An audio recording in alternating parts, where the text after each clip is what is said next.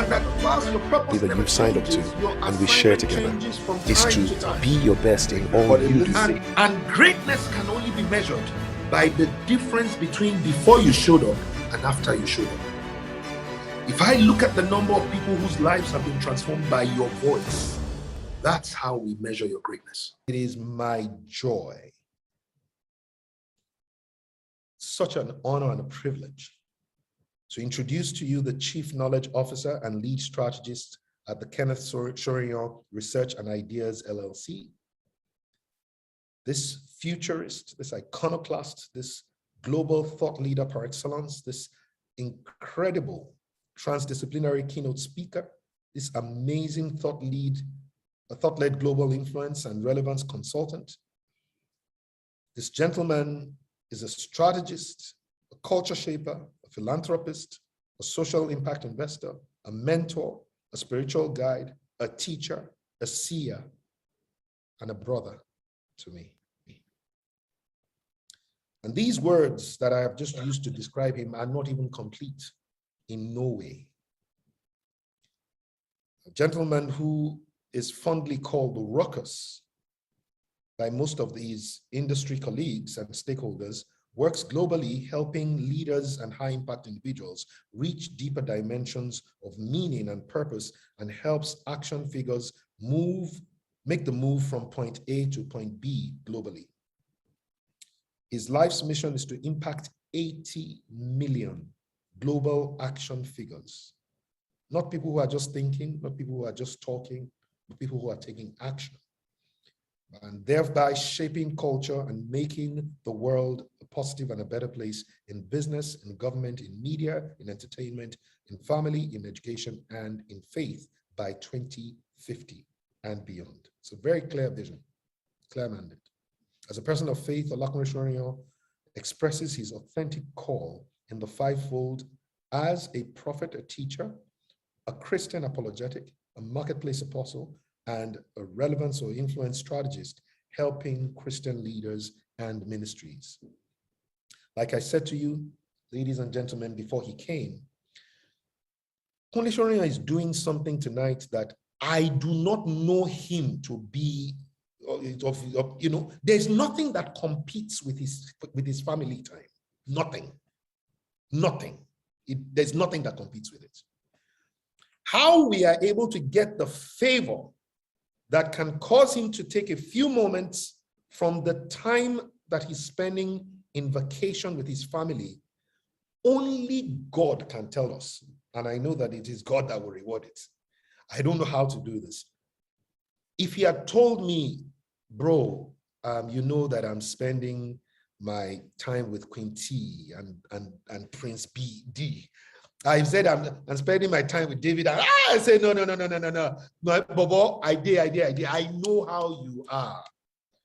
But he said to me one day, he says, there's no in our dictionary to one another. And I said to him, I said, God forbid that the sun will rise on the day that I will say no to you. Those were my words to him.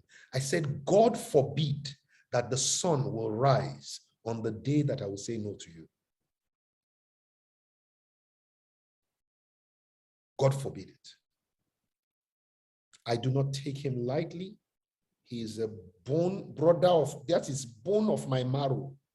Not bone of my bone, bone of my marrow.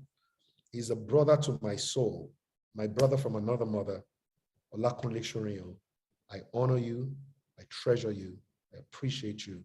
Welcome to the grand finale.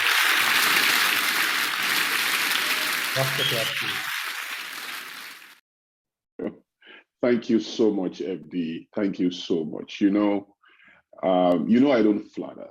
The last time I attempted to flatter anyone was 1997. 1997, that I attempted to say what is not true about someone. Maybe a nice shirt when it's not nice, or maybe that you are nice when you are not a nice person. I will hug you and tell you, you sound very foolish, but I'll tell you, I'm that kind of person. I've enjoyed a lot of enemies because of that, but the truth of my conscience is my greatest asset. I'm not going to compromise it for anything. So I said all of that to say that, FD is a human being.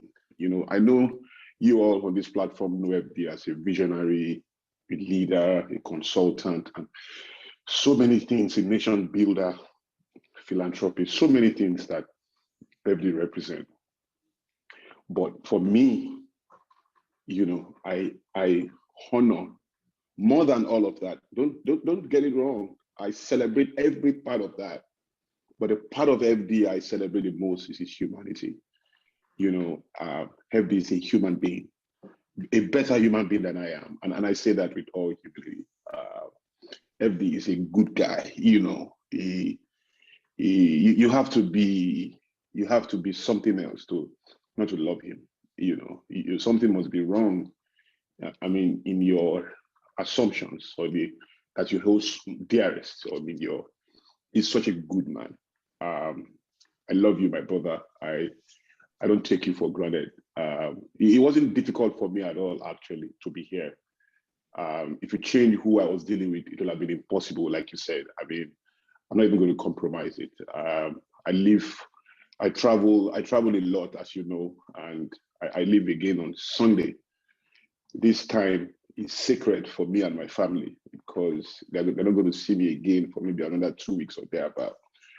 So this is those type of investment you make so that you fill up the bank to keep things going while you are away. So every second of it matters. But I would gladly shift anything for. So when he said he doesn't know how we got here, it is because of who he is. I said to him before, I can't say no to FD's request. He really makes it. So I don't take it for granted. It's an honor for me to be here. It's a privilege. And I'm not here for a moment or two. I'm here for the design of the program. I'm ready to honor the entire design of the program. I'm not just showing up for 30 minutes and get out of your face, except that is the design of the program. Whatever the design is in terms of time use, I'm committed to sharing that with all humility. I'm not at home, I'm out, we're in a resort. If anything, I should say this, we had a major, FD knows, we had a major fire alarm this morning at 3 a.m. and everyone in the resort was out in the cold, waiting for the fire. People were here, over 20 of them, the whole city was blasting, so I didn't even sleep. And I struggle with sleep normally. So when I'm now interrupted, that means no more sleep for. So I've not even slept too well. But I would not, to say this again and again, it's not a burden for me with FD. It's an honor to come on your platform. I don't take it for granted. I celebrate everyone on the platform who have invested time, energy, and resource to be here. I know you will learn. So open your minds. And I know you've been learning.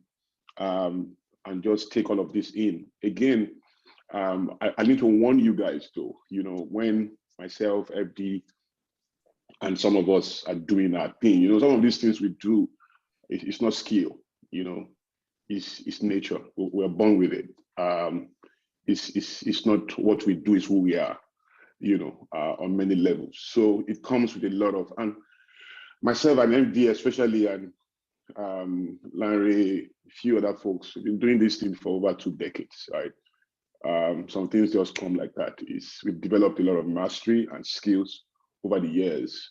So chances are when I begin to speak, you're going to hear a lot of good words, rhymes, you would think I'm forming it, but honestly, I don't have any note in front of me. I'm not forming anything. It's just how this thing goes. But I want to warn you, don't resist the temptation to write those things down. They don't add up to anything. I say that with all humility. All those wisdom keys, the power of the movements in the movement, you are just documenting your misery. You'll be able to look back at what you didn't do or what you did, because you're never going to execute a lot of these things. You will execute what is most critical and what resonates the most in your heart, and that's most important. But in the process of trying to document good words, you miss moments. This session is being recorded. I'm sure it will be sold after this, or I don't know what you've done, but you will have access to it after this. So listen to it later. If you want to capture all the good words to go and rephrase in your own session, or to go and reorganize, or even steal your own time, it's okay. But do that later. In a session like this, you are only identifying three things. And I'm going to encourage you, divide your notes or whatever you have into 3 columns. The first column, you are documenting what you will stop doing, period. What you will stop doing. What you will stop doing. Second, what you will begin to do. What you are going to begin to do. And the third one is the issues you are not clear about, but you want to research further on. You want to go check again, or some facts, or some perplexing truth, or some overwhelming idea that you are not able to take a decision on, but you need to take a second look at. Those are the things in the third category. So the goal of knowledge is not recall. Never forget that. The goal of knowledge is not recall. You don't acquire knowledge to recall it. No. The goal of knowledge is transformation. Part of the problem is those who know don't know why they know. They think they know so that they can reproduce. Reproducible knowledge is the strength of the educational curriculum in most third world countries. The emphasis is recall, not transformation. And when you master recall, you have distracted your entire being, because a lot of what is documented is a journey, right? The real goal is the application, which is how that idea becomes a product or a service, or some philosophy or an idea or an ideology or some system of government or of administration or of management, but something usable and transferable. That is where it has to come to. So when you get too busy, writing, all the good words, instead of just thinking through the conversation and listening to yourself, because I'm not here to give you answers. I'm here to call you to the answers that is already inside of you. So the things I'm going to say are going to resonate with you in such a way that it sparks a clarity. And when we know better, we do better. There's a difference between clarity. A lot of people know, the armed robber know that robbery is bad, but it doesn't have clarity on it. When you have clarity, the proof of clarity is action. The proof of clarity is momentum. You can have a lot of knowledge and have zero clarity. Whatever you know that you cannot act on is either unnecessary for you, it's not important to you, or you don't understand it yet.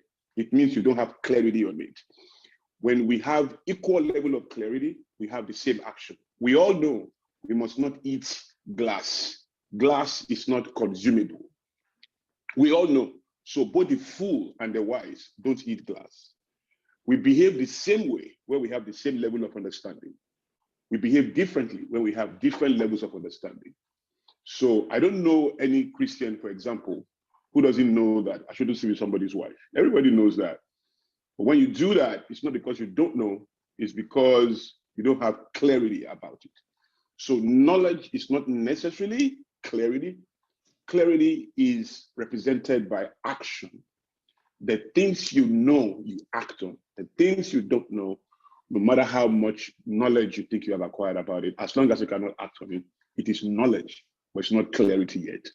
So, but today I want to try and infuse a lot of exchange of clarity between what I bring, which I'm very clear about, and I live in every day and I practice every day, into you, what you know every day, and how that can impact that, which is the actions you are going to take. So again, before I go on, if I recall, and FD, do correct me if I'm wrong. Simi, I know you are there, correct me if I'm wrong. I think the key idea is I speak for a while and then we take question and answers. Am I correct? That's absolutely perfect. Or should we just take question and answer straight away? I'm good with whichever one. No, we will be happy to have you also share in your heart, about the theme, which is positioning to command superior value on a global stage. And one of the reasons why that you notice that every time I've had you come is to speak about what it takes to play on the global stage. And the theme for this cohort's Speak for Gold is commanding superior value. Well, how do we do what you've done? which is to, most people talk about it as though you climb the ladder of success in one country, and then when you go into another country, you go and start from the bottom of the ladder. No. We've watched you, Kunle. Yeah. We've watched you. We've watched you literally just go from the top to the top to the top to the top. Whenever you come into the United Kingdom, you're dealing with the creme de la creme. You're talking to the guys at the top of the FT. The FT 500 companies. When you're in the United States, I mean, I've seen you. I'm not talking story. I've seen you with the top of the top of the top. Yes. How do people create the kind of brand that has global respect, global renown, and is able to command superior value regardless of which country it is? Yes. They will. And I just want you to speak your heart to that. Yes, great.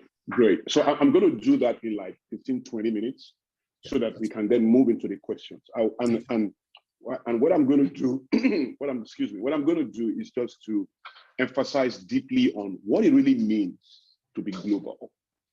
Because there's a lot of assumptions as to what is global and what is not global. And because the target is wrong, the actions that create the target are automatically defective. Once your picture of the end in itself is faulty, I mean, you can't be traveling to Ghana and assume you are going to the United Kingdom. Once you, whatever it is that convinces you that Ghana is the United Kingdom, you are getting on the wrong plane anyway, right?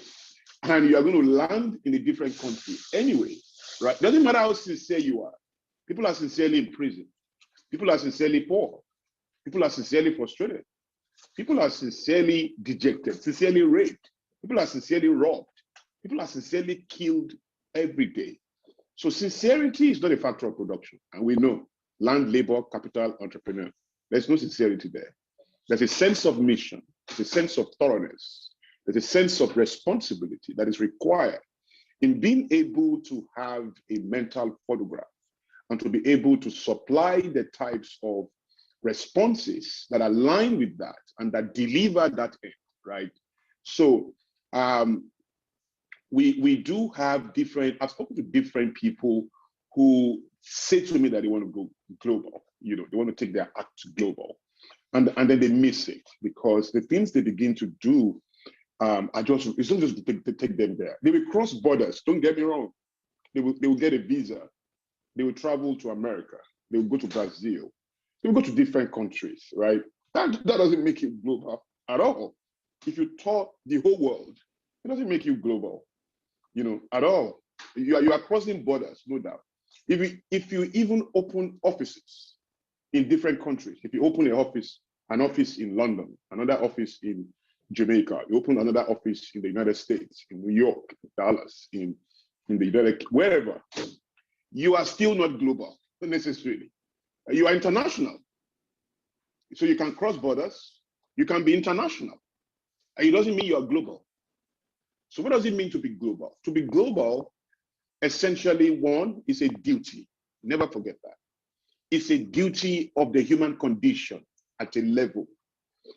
It depends on what you are a custodian of. I mean, if all you want to teach people in your life is how to prostrate, you want to teach people how to prostrate. Definitely you are to prostrate to their elders. That is an African thing. In fact, that is a Yoruba thing in Western Nigeria. Most likely, you have defined the geography, the sphere of expression for that which you are called to do, which is to teach people how to prostrate for their elders. Because the American may understand you, but it's not going to buy into that. Why does he need to prostrate? If you get into the palace of the Queen of England and you attempt to prostrate, whatever that is, you will have been arrested. I mean, the way the Secret Service will jump on you, you won't believe it. Because that action does not show reverence. It shows an attack, somebody who wants to attack someone. That's what's going to happen. But if you go see the Oni of Ife, you must, it's part of the posture is to prostrate, you know. That is how to see the Oni of Ife. But that's not how to see the US president. If you go to the US president, you can't even put your hands in your pocket. And you will have been told, the protocol will have told you, don't put your hands in your pocket. Because once your hands go into your pocket, that hand is not, both you and that hand are not coming out, you know, because nobody's sure you are going to bring out. Maybe it's a gun, maybe it's a knife. Who know? So as your hand goes in, you are in. Plus you and the hand, you are all out of that room. They are managing you as a threat in that moment. Because there is a protocol to every palace, to every environment. There's a protocol to the palace of the Queen. There's a protocol to the White House. There's a protocol in Kremlin. There's a protocol for 10 Downing Street, different from the protocol at Buckingham Palace. You know, so there are protocols in the palace of the Oni of Ife. For the president of Nigeria, there are protocols everywhere. There's protocol for my own presence. There's a protocol for my own environment. And those who don't qualify for the gift of access are those who either are sadly ignorant of that protocol or are not able to keep to the demands of that protocol. There's a protocol for friendship. There's a protocol for marriage. There's a protocol for business. There's a protocol for everything. So in going global, there's also a protocol, but all protocol must begin with intention. It must begin with definition. It must begin with clarity. And so when we say going global, it is first of all a duty because those who are anointed by God, who are born to function at that level, are the ones who are the shepherds. I call them the idea shepherds that bequeath to the world tools, products, services, ideas, ideologies, theology even, but ideas that shape culture. You know, you call it civilization, you know, you can call it technology, you can call it advancement, you can even call it progress. But essentially what it is that some people accept responsibility for the type of ideas that pretty much change the way we love, the way we walk, the way we live, the way we walk, the way we die, the way we play. You know, that's what Facebook is doing. That's what Microsoft did. That's what Apple computers did. That's what Samsung is doing. Bluetooth, laser technology, electronics. That's what they're doing. Even the pyramid in Egypt is still making money. How many years, God knows, since it was built, right? The only wonder of the world is still standing. The world has moved from the jungle where we were all naked with lions. So the difference between a lion and a human being, essentially, is his ability to question himself and create scalable ideas, you know, that pretty much impacts on his well-being, that changes the way he pretty much presents itself. So the reason why the lion has a lot of hair, it's not because that is his permanent design. Essentially, it's because of a deeper problem. The deeper problem is the lion cannot innovate. He cannot question himself. If the lion could question himself and say, why must I have a lot of hair like this? I kid you not. He will invent a blade. He will shave. If the lion could reason, he will have shaved. And nobody will have seen a lion the way we see a lion now. Human beings at a time looked like a lion as well, a lot of hair. We were not shaving. We had hair everywhere, you know.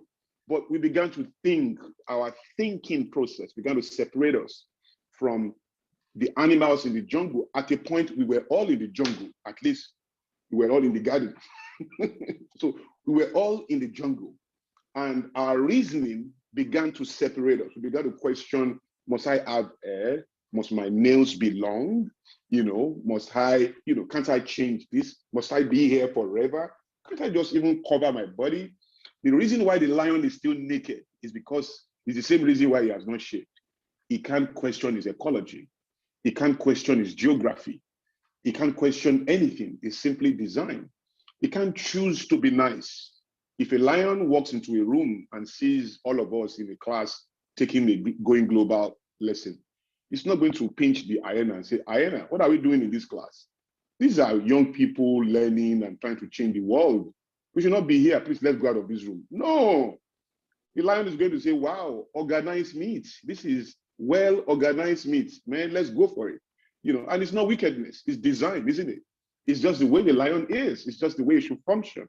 But a human being has a higher blessing than that. It can reason that out and figure out the borderlines of peace and crisis, of pain and relief, of prosperity and of failure and of struggle and joy and happiness. It can figure out those moments. It can even design the type of content and experiences that should define all of that. So we began to move from the jungle. We created hamlets, villages. We built towns and cities and mega cities, and we continue to live. And today, we don't even have jungles anywhere anymore. The lion is left where he was, where we were, right? That same spirit, did not end. We are able to have this conversation because somebody's created Zoom. Some idea shepherd gave us, these phones. Some idea shepherd gave us Wi-Fi and internet. Some idea shepherd, allowed us to be in different locations and connect ideas on one spot, right? That is what the idea of going global represents. I don't have time to break down even the fact of religion, how Islam, had to spread, and how Christianity had to spread, and how Buddhism spread. And it's the whole idea that the best of experiences in the human condition has to be owned at a level by a few human spirits whose duty, whose mission is to spread those ideas around the world and give it room and give it context within different cultures and different, languages and different traditions, pretty much, So when you are global, you are a savior, first of all. You are not just taking ideas to the world to put money in your bank account. You don't need to go global to have a lot of money. There are billionaires in the world today who nobody knows, whose products are not known anywhere, whose services are not known beyond their locale, but they are billionaires anyway. They make a lot of money. So don't get it twisted. We are not pushing the idea of global so that you can be comfortable. You can have a lot of money. You can have a lot of money without that. It's the same way when we talk about faith and maybe Christianity. And, I tell people, if money is what you need, you don't need God to make money. There's a science that delivers money. Honor the science and you will get a lot of money. And if you don't get a lot of money, there is a there's a defect inside of you that is not aligned with the ideas that attract money to you. You don't get money through hustle. Hustle is for fools. And I say that with all humility because there are so many people maybe on this call who pride themselves in their hustle. People even say, my own hustle. Hustle is toiling. You are not supposed to toil. Ease is your destiny as a human being. You are not supposed to run around looking for value. Value actually is looking for you. In the world, we don't pursue ideas, we position for ideas. I know a lot of, motivational, talk over the years have told us to pursue. But I tell you, you just pursue into a lot of frustration. What you need is positioning. What you are looking for is looking for you. Value actually gravitates towards the human condition. In the same way, you don't have a single prayer point to grow your nails or to grow your hair, or to, those things are under the law of addition. So value is an addition. The proof of life is growth. Anything living has to grow. So it's a natural phenomenon to grow. It's a natural phenomenon to expand, to mature. When you are not getting those things, there's something fundamentally wrong in the way you are interpreting the world and the way you are experiencing the world. And that needs to be disrupted if necessary, so that you can come into a natural state of strength where the best things designed for your unique journey are gravitating towards you and you are in a place to receive them. The problem of the world when people are poor is not that they don't have, is that they don't know how to receive. You know, a lot of things are coming to them, but they don't know how to take it. They don't know how to collect it, you know. They run after what is running after them. So when what is running after them gets to where they are not there. And then that thing is looking, you know, so the best, just imagine that I'm looking for this headphone right now and I'm crying in front of you and I'm crying, you know. And they say, what is the problem? So I'm looking for my headphone. I'm diligent looking for my headphone. It's just right there on your head, you know. The people around me will be worrying. Some of them even need to take 2-3 steps away from me. Maybe I will bite them, because how are you looking for what is already on your head? That's a flavor of insanity. That is some form of friendly lunacy, maybe at its earliest stage, you know. You can't be looking for what is not missing. You can't be so intense and aggressive about what is right by you. So part of that is to take responsibility, therefore, for your duty in this world. If you have that feeling, if you have that energy, if you have that desire to change the world, if there's something inside of you that just believes the best of you should be serving the world, that there's a flavor that you carry that the world must experience, then you must go global.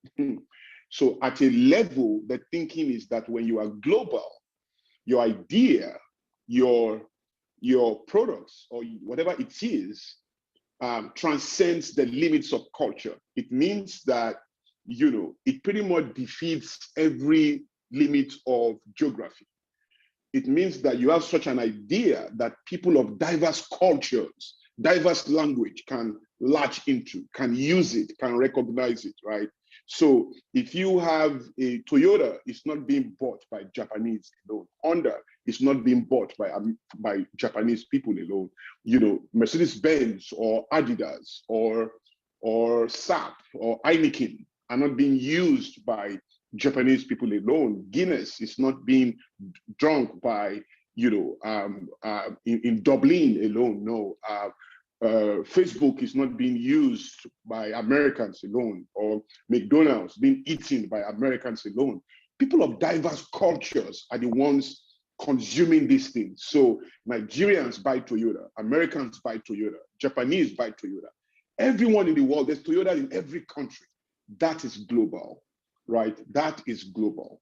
When you communicate your idea so powerfully that it can be understood, seen, accepted, and consumed beyond the limits of your own geography, where people of diverse cultures can invest in that idea. So you see that then you are global. And there's also a nation building sensitivity to that. Every country, maybe in some poor, weak third world countries, so-called third world countries, but the first world countries have mastered the synergy between entrepreneurs, innovators, and government, right? America knows every billionaire in America. They work to make rules comfortable for them to create, because every country is as prosperous as its number of billionaires. Every country is as prosperous as its number of global brands that is collecting purchasing power or attracting purchasing power from all over the world and bringing it to headquarters in Tokyo, or in Beijing, or in Silicon Valley, or in Dallas, or in New York, or, you know, once countries don't have that, I mean, define Japan. Just go ahead and define Japan without Honda, Toyota, Mitsubishi, Sony, Panasonic, Hitachi. You can go on and on in Japan. Everybody in this room can name a Japanese brand. You know, define Germany without BMW, Mercedes-Benz, Opel, Volkswagen, without Adidas, I think, without Heineken, SAP. You know, you can go on and on about German brands. That's why they are Germany. Look at France, Canal Plus, YSL. You can too many brands in France. They all just escape me right now. You know, but think about that. You know, go to the United States. All of us again can name five United States brands, 5 United States global brands each, and we will not exhaust it. From Twitter to Facebook to McDonald's to Coca-Cola to Pepsi to Gillette, we can go on and on. You know, so the most prosperous countries have the highest number of brands that are attracting purchasing power from all over the world and bringing it to headquarters at home, right? So when you are global, you are impacting GDP and per capita income directly. That is why I've said it more than anything. We need businesses, we need not-profits, that we need political parties in any nation, right? That's why in every country you have businesses as nation-building instruments. I'm sure everyone in this room have seen a documentary called The Men Who Built America. It's a series, very short series. If you've not seen it, please go see it. You see the marriage between enterprise and government, and how it is the entrepreneurs who changed America, who forced the government to make laws and legislate in their favor. Governments are powerful when entrepreneurs are weak. When innovators are weak, then governments are powerful. And governments are big, very big and large, because entrepreneurs are lazy and innovators are lazy. That is why it's part of the fight between the Republicans and the Democrats in America. One of them is the ideology about the size of government. The Republicans believe government should be small and the private sector should be big, solving all the problems in society. And the government should get busy punishing, taking tax, and receiving the dividends of that association between entrepreneurs and innovators and the people, right? That is how they think. But in the poorest countries, go check it. The government is so big, solving all the problems, attempting to solve all the problems, because they never solve all the problems, right? But the idea is that when the private sector begin to understand their idea shepherding role and how they are the nation building instruments, they will change their societies faster and transform their communities faster. So so when a church opens in New York, a Nigerian church opens in New York, and only Nigerians are there, it's not a global church. It's international in that it has enjoyed the privilege of crossing a border. But as long as the people coming into that church are still Nigerians, it is Nigeria happening in America. 95% or more of Nigerians in America don't live in America. I'll say that again. Over 95% of Nigerians in America don't live in America, though they are in America. Actually, they are not in America. They are in Nigeria, inside America. They are in Nigeria, inside the United Kingdom.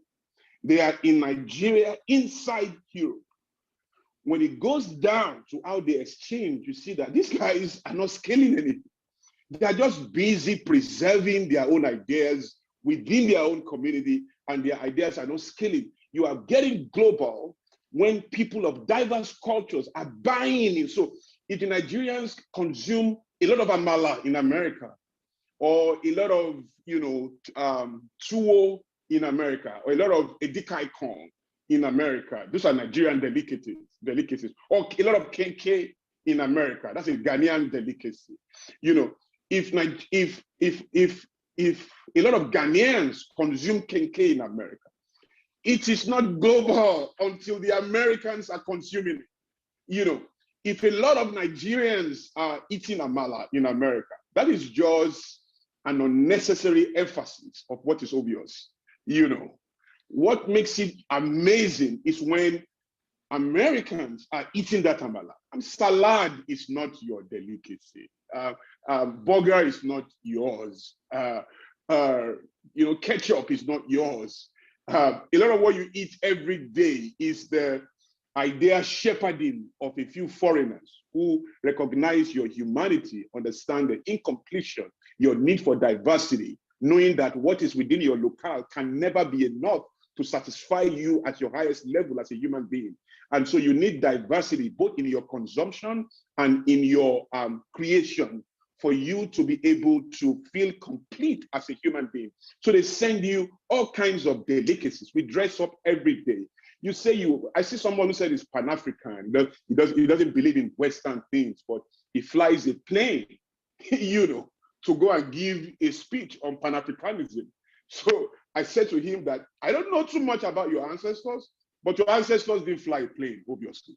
So Maybe you want to check out that. You see these guys who are so Pan-Africanist, they say, I have to wear a shoe, okay. I have to wear this kind of shoe. And it's fine, except that they eat salad, they eat burgers. They take all of these things that are foreign, essentially, and they dare not even, there's even a limit to how they can, first of all, even have access to their own food in another country. These are symposium discussions, but these are reality about how we exchange and how we communicate value. And so when that idea passes the test of locality and fails the test of universality, it is not global yet. It's not global yet. It may be international in that it has passed the test of locality, which may be a beginning, but not necessarily a beginning. A global brand does not need to start within its own geography. It can start in another country altogether and then expand to its own home country. There's a place for that. But you can also start by owning your own space locally and then moving globally from there. It depends on how you want to move. We'll get to the question and answers. But the idea is, so you go into a Nigerian bank in London, for example. As long as it's Nigerians who are going into the bank, it's an international bank in London. It's not a global brand. When it's a global brand, you see the Chinese entering that bank, the French entering that bank, the British entering that bank. And please don't punch me. Please don't hate me yet. But let me tell you one of the most successful ideas in the world today. Evil they are, but I'll tell you some. Colonialism, very evil, but extremely effective. Terrorism, very evil, but it has been extremely effective. Slave trade, very evil, but they have been extremely effective. Unprecedented, most of them, when they began. So if you really want to understand some ideas, it's not just enough to look at the good sides of things or ideas that have produced the greater. I've studied Adolf Hitler so much because he nearly dominated the whole world with his, terrible ideas. You can check that out. It takes a lot of intelligence to be a successful criminal, So you just don't ignore some of the content in those exchanges, So when you look at colonialism, when the white man got to Africa, he wasn't looking for white people, When the white man got to Africa, that is an idea that dominated the world for hundreds of years. Slave trade dominated the world for over 400 years, right? And these are not ideas that they were already white people in Africa before the colonialists got there. Already white people doing business. The Chinese, for example, have been doing business for years in Africa, long before the white man set in, right? And so the black people themselves, the Bantus in the sub-Saharan Africa, have been trading slaves for over 1,000 years before the white man set in. So the white man did not begin slave trade. Amongst the Bantus in sub-Saharan Africa, they've been trading slaves for over 1,000 years before the white man came. But let's leave all of that. The conversation is when the white man came, there are already white people doing different things. He didn't come there and say, oh, let me find my people so that we can commune, we can build a community, we can eat our own food, we can wear our own clothes and sing our own songs and eat, complete our own selves and go to our own church. That's not what he did. What he did was, from the first person he hired, interpreter, clerk, he came in looking for the indigents in the country, looking for the local people in the country. He began to penetrate the depth of our culture. He began to align with our people and began to, penetrate his host country. We were not really hosting him, unlike today. We were being hosted. We are being hosted. We were not hosting them, but they were penetrating anyway. And they were going to meet people who were already indigents in the land. And it worked. I don't want to spend too much time there. But that's another case study on its own. If I have time, I'll break it down because we've done it for over 5 years of research. But if you come back to the United States, just apply the same idea. Just imagine that the colonialists were coming to America now, and America is Africa. They're not going to be going to Americans in America. They'll be going to the natives of the land, which is what happened in America. They didn't go there to find themselves. They went to defeat the Native Americans, pretty much. So you go for the host of the land, the indigenous of the land, those occupying the land. So you are global in America when Americans are celebrating your idea. Americans are camping around your idea. Americans are consuming what you represent, whatever that is. That is when you are global.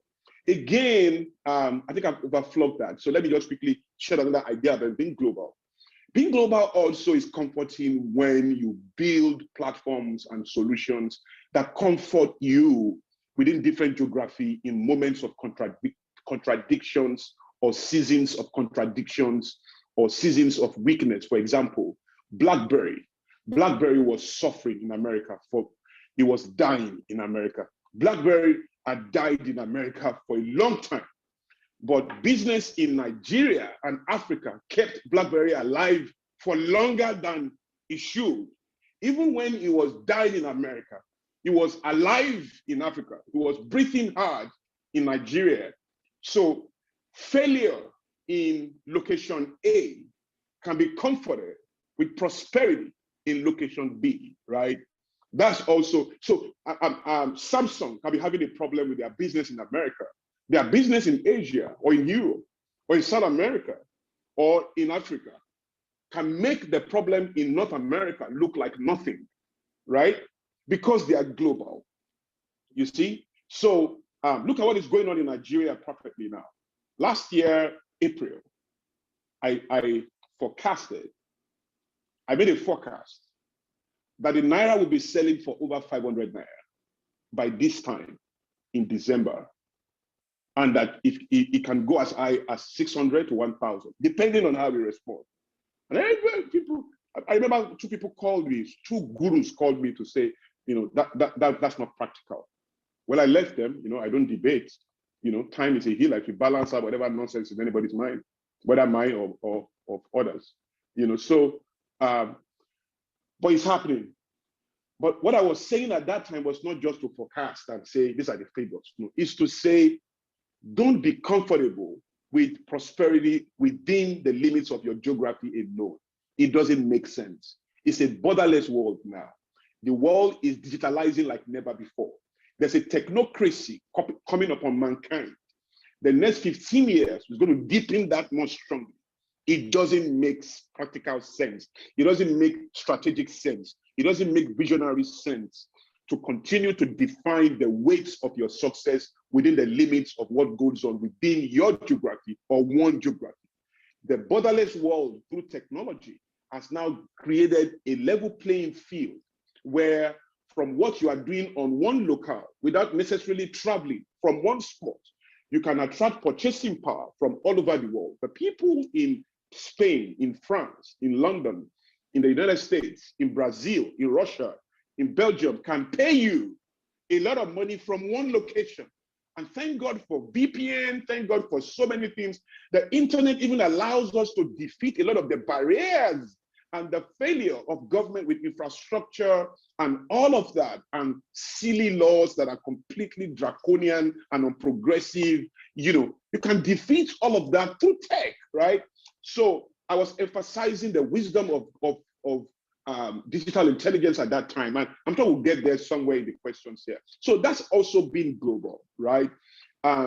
Just recognizing that there's comfort for what you do beyond the limits of your own known world and beyond the limits of your own geography. That is also being global. There are other dimensions to it. But once we failed that test, once your idea, a thought leader told me that, he wants to do this globally, do this globally, do this globally. I told him, I said, you need to change your entire belief system for you to be accepted globally. Because 99.9% of what you talk about are Nigerian in context. The American cannot connect to what you are saying. Even the examples you use, even the way you define it. I'll give you an example. As I was talking today, I can just say, if you eat amala, and I just stop there. If I don't put it in context and say a Nigerian delicacy in the western part of Nigeria, or Yoruba, if I don't do that, I'm losing some people automatically. So I have to be that conscious to know that I am addressing the world. That not everybody knows amala. So, but they don't have to know amala, but they have to situate amala. Because you don't know every delicacy in France. You don't know every delicacy in America.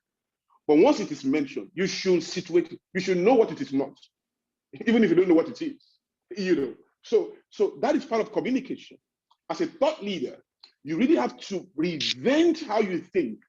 You really have to present your examples with fair consideration for the diversity you are reaching out to, right?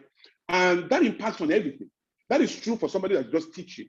How much more somebody that is selling, something or some food or some whatever it is.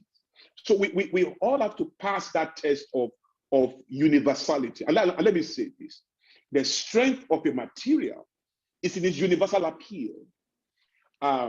Because there's also a sense in which what you are doing did not spread to the world in terms of the activity that defines it. For example, Mandela did not go and happen in America to become a global figure. Mandela did not happen at all in Paris or in Germany or in Berlin or in New York at all. Everything Mandela happened in South Africa. But the philosophy that defined it, the character that defined it, the attitude that defined it, kindness is global, empathy is global, humility is global, consideration, fair consideration is global, love is global, oppression is global. These are global instruments that were happening in the local context.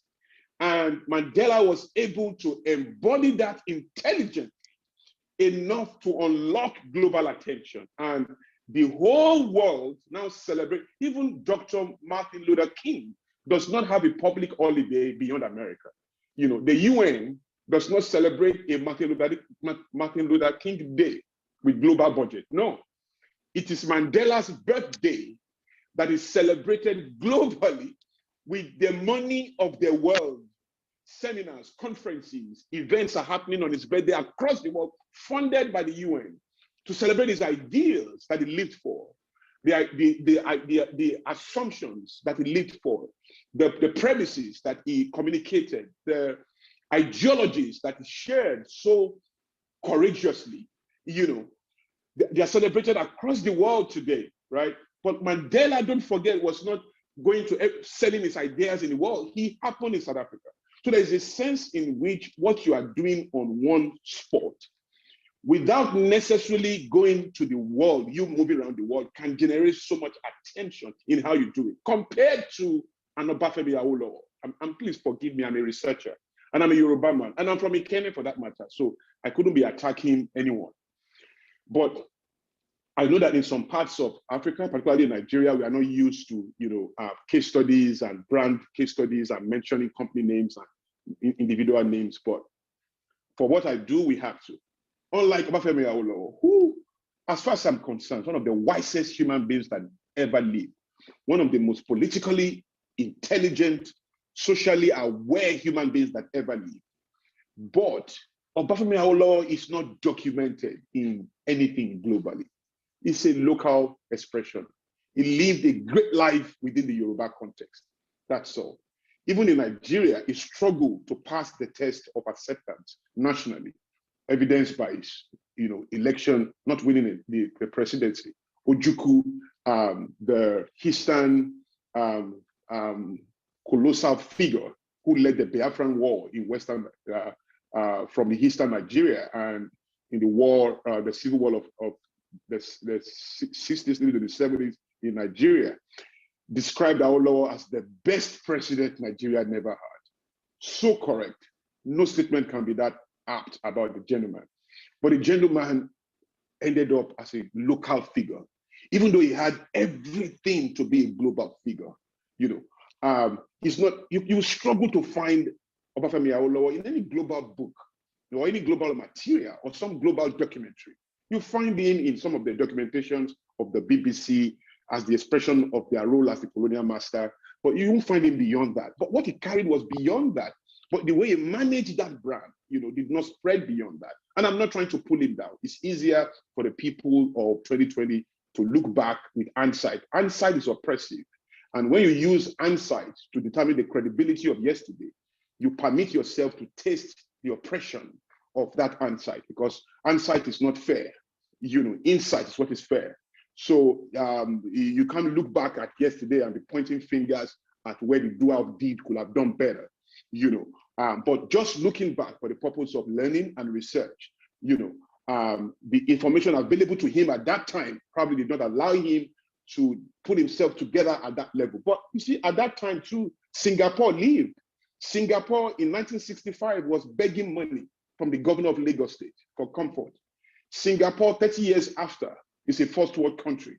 Lee Kuan Yew was around at that time, you see? So you can find context of intelligence that was already available at that time. Kwame Nkrumah, for example, is documented beyond Ghana. But the reason was some of the ideals that he represented and the way he pushed himself. Awolowo was probably so tribal in his thinking that somehow, it became exactly what he did, the hero of the Yoruba nation, and never went beyond that. But the idea is there are constructs. I can talk about musicians. I can tell you about Fela Anikulapo Kuti and why, in his lifetime, the penetration he's enjoying today, he couldn't enjoy when he was alive for obvious reasons. Some people say that Fela is a prophet. He said things about the future that are still happening now. No, Fela is not a prophet. Fela spoke about the problems of his time. What has happened is that those problems have not been solved. So till now, those problems are still there. It now looked like he saw into the future. He didn't see into the future. He saw into his present. But the problems he saw are still there. So if you still listen to the songs now, it still makes sense. It now looks like prophecy, but it's not prophecy. It is that the problems have not changed. In fact, they have now gone worse. You see, but Fela is now enjoying penetration at a level because something bigger than Fela is now selling, which is Africa, is now selling at a higher level.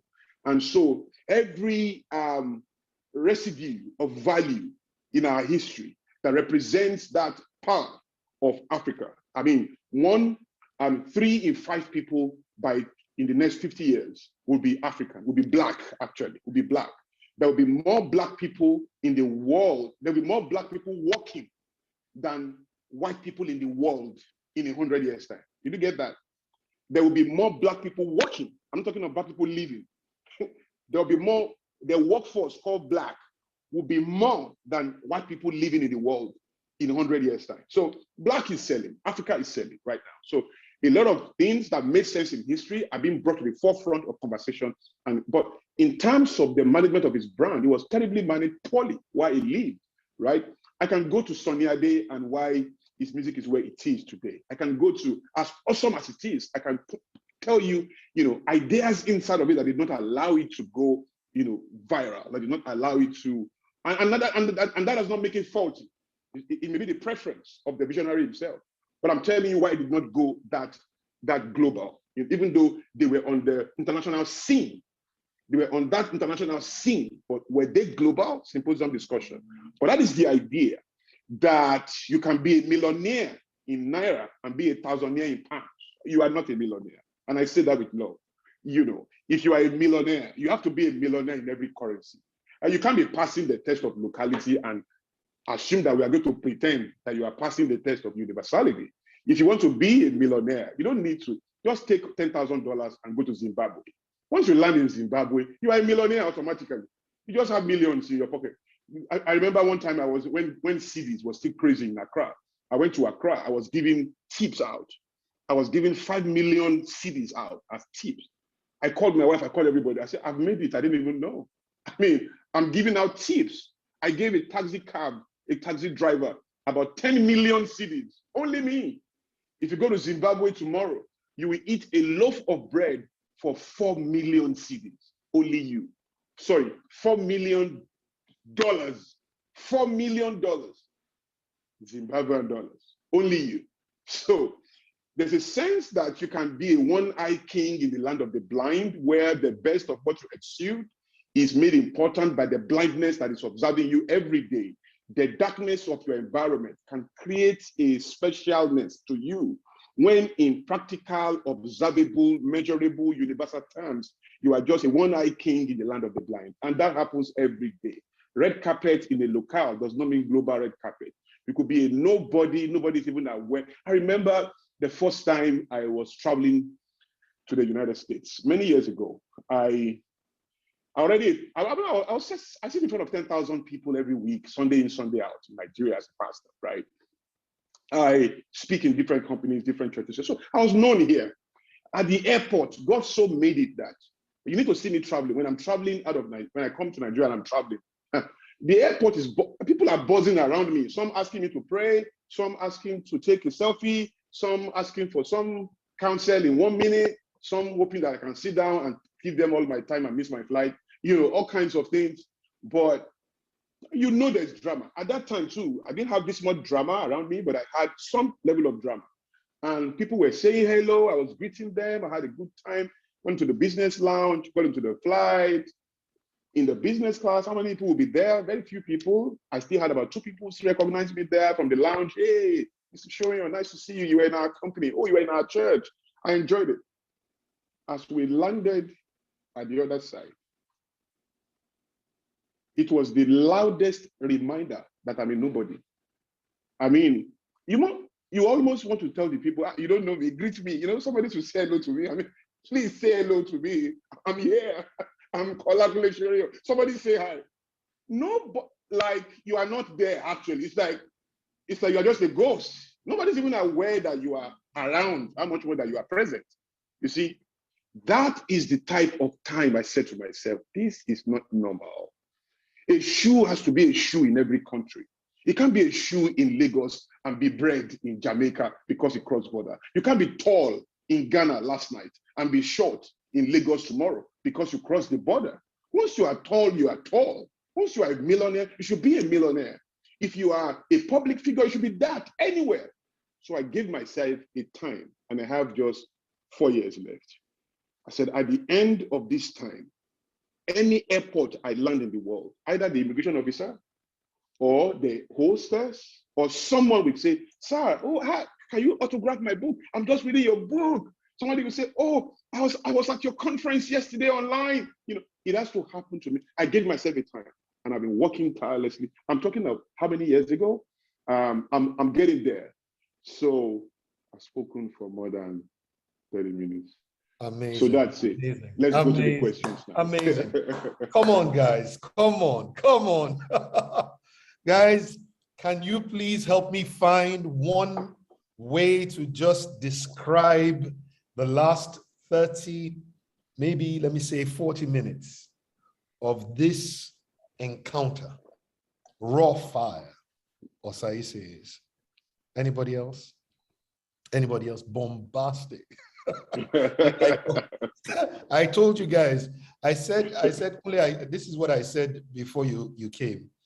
I said, you have a way of coming to destroy everything that is holding everyone down on their growth projectile.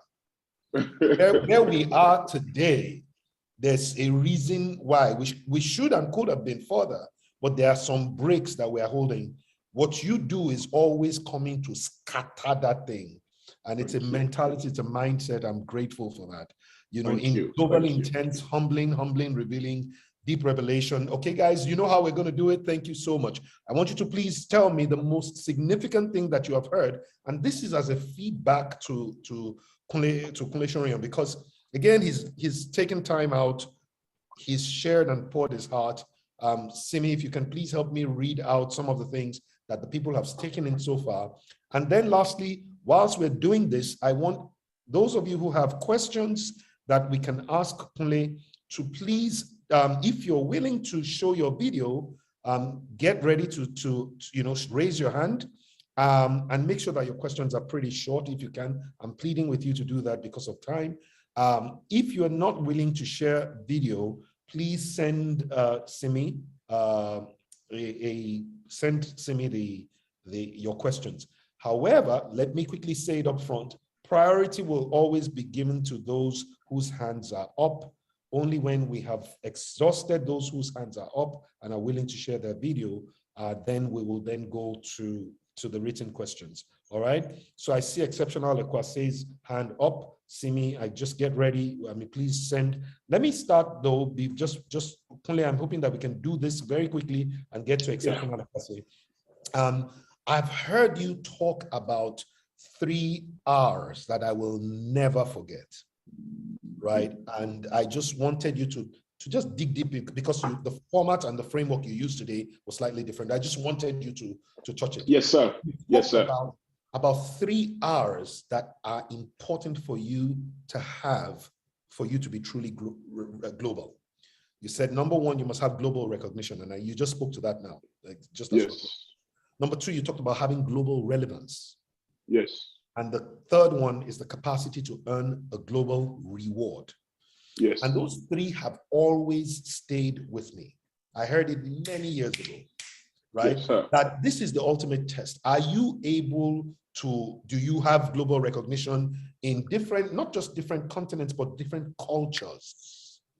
Yes. The second one was, are you relevant to a global need, not just a local ideology?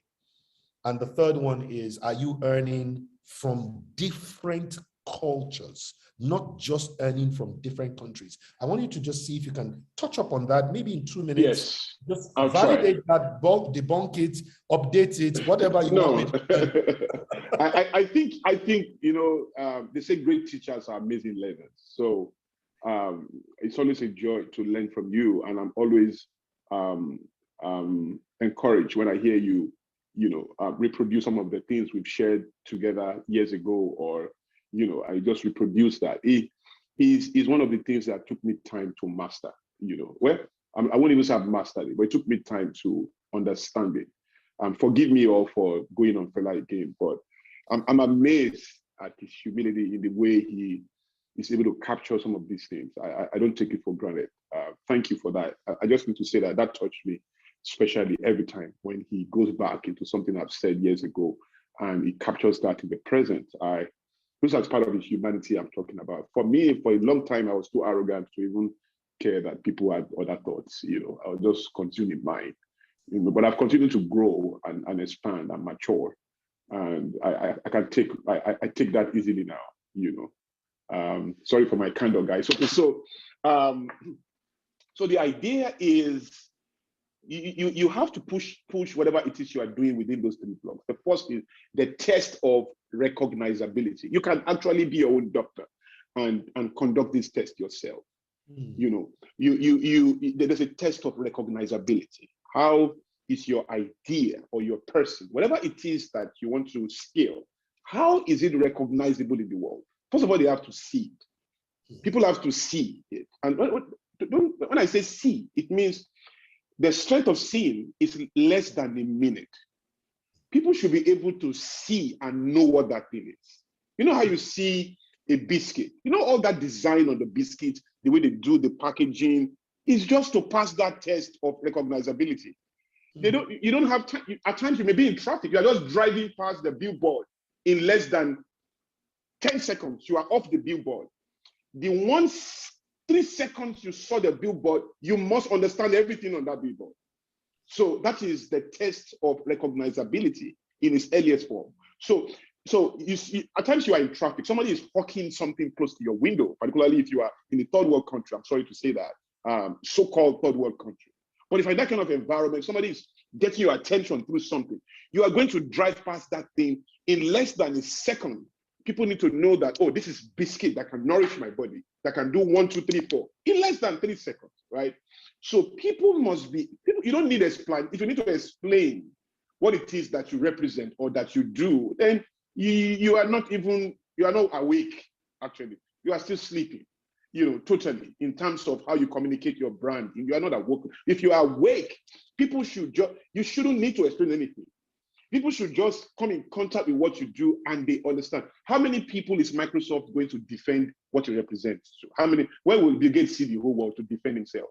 That F in Facebook is saying so much. Now they moved it to something else. Why do you think they're even moving it? You also have to not just get great in birthing ideas, but in also spotting its expiry.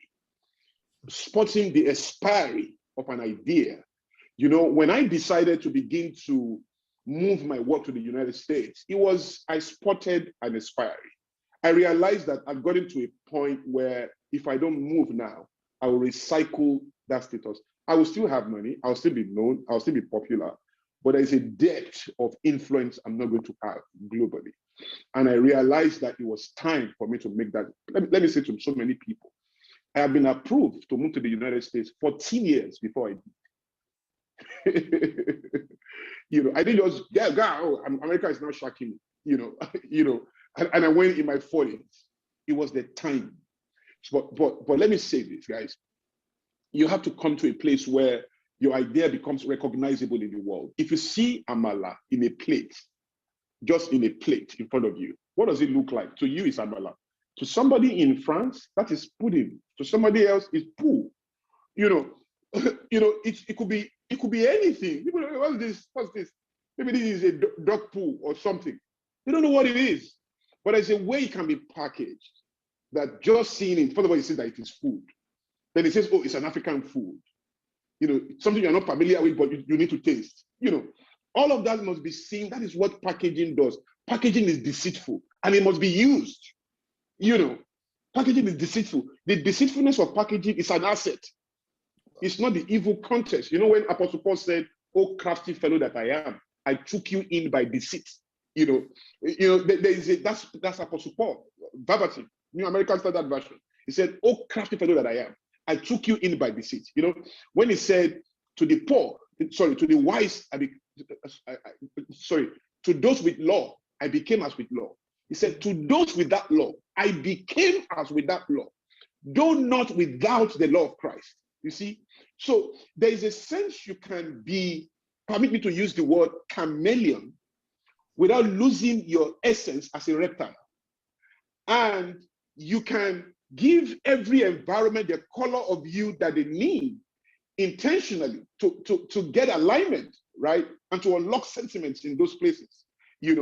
People criticize the chameleon a lot. I use it for very negative examples, but that's why the chameleon is still alive today. It knows how to adapt into different environments without losing its composition as a reptile.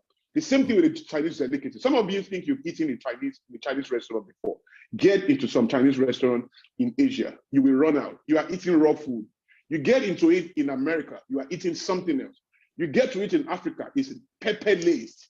That's why there's American spec of Toyota. There is European spec. There's Peugeot that is made for the African road. These are all necessary alignment. But first of all, the test of recognizability, the test of transferability.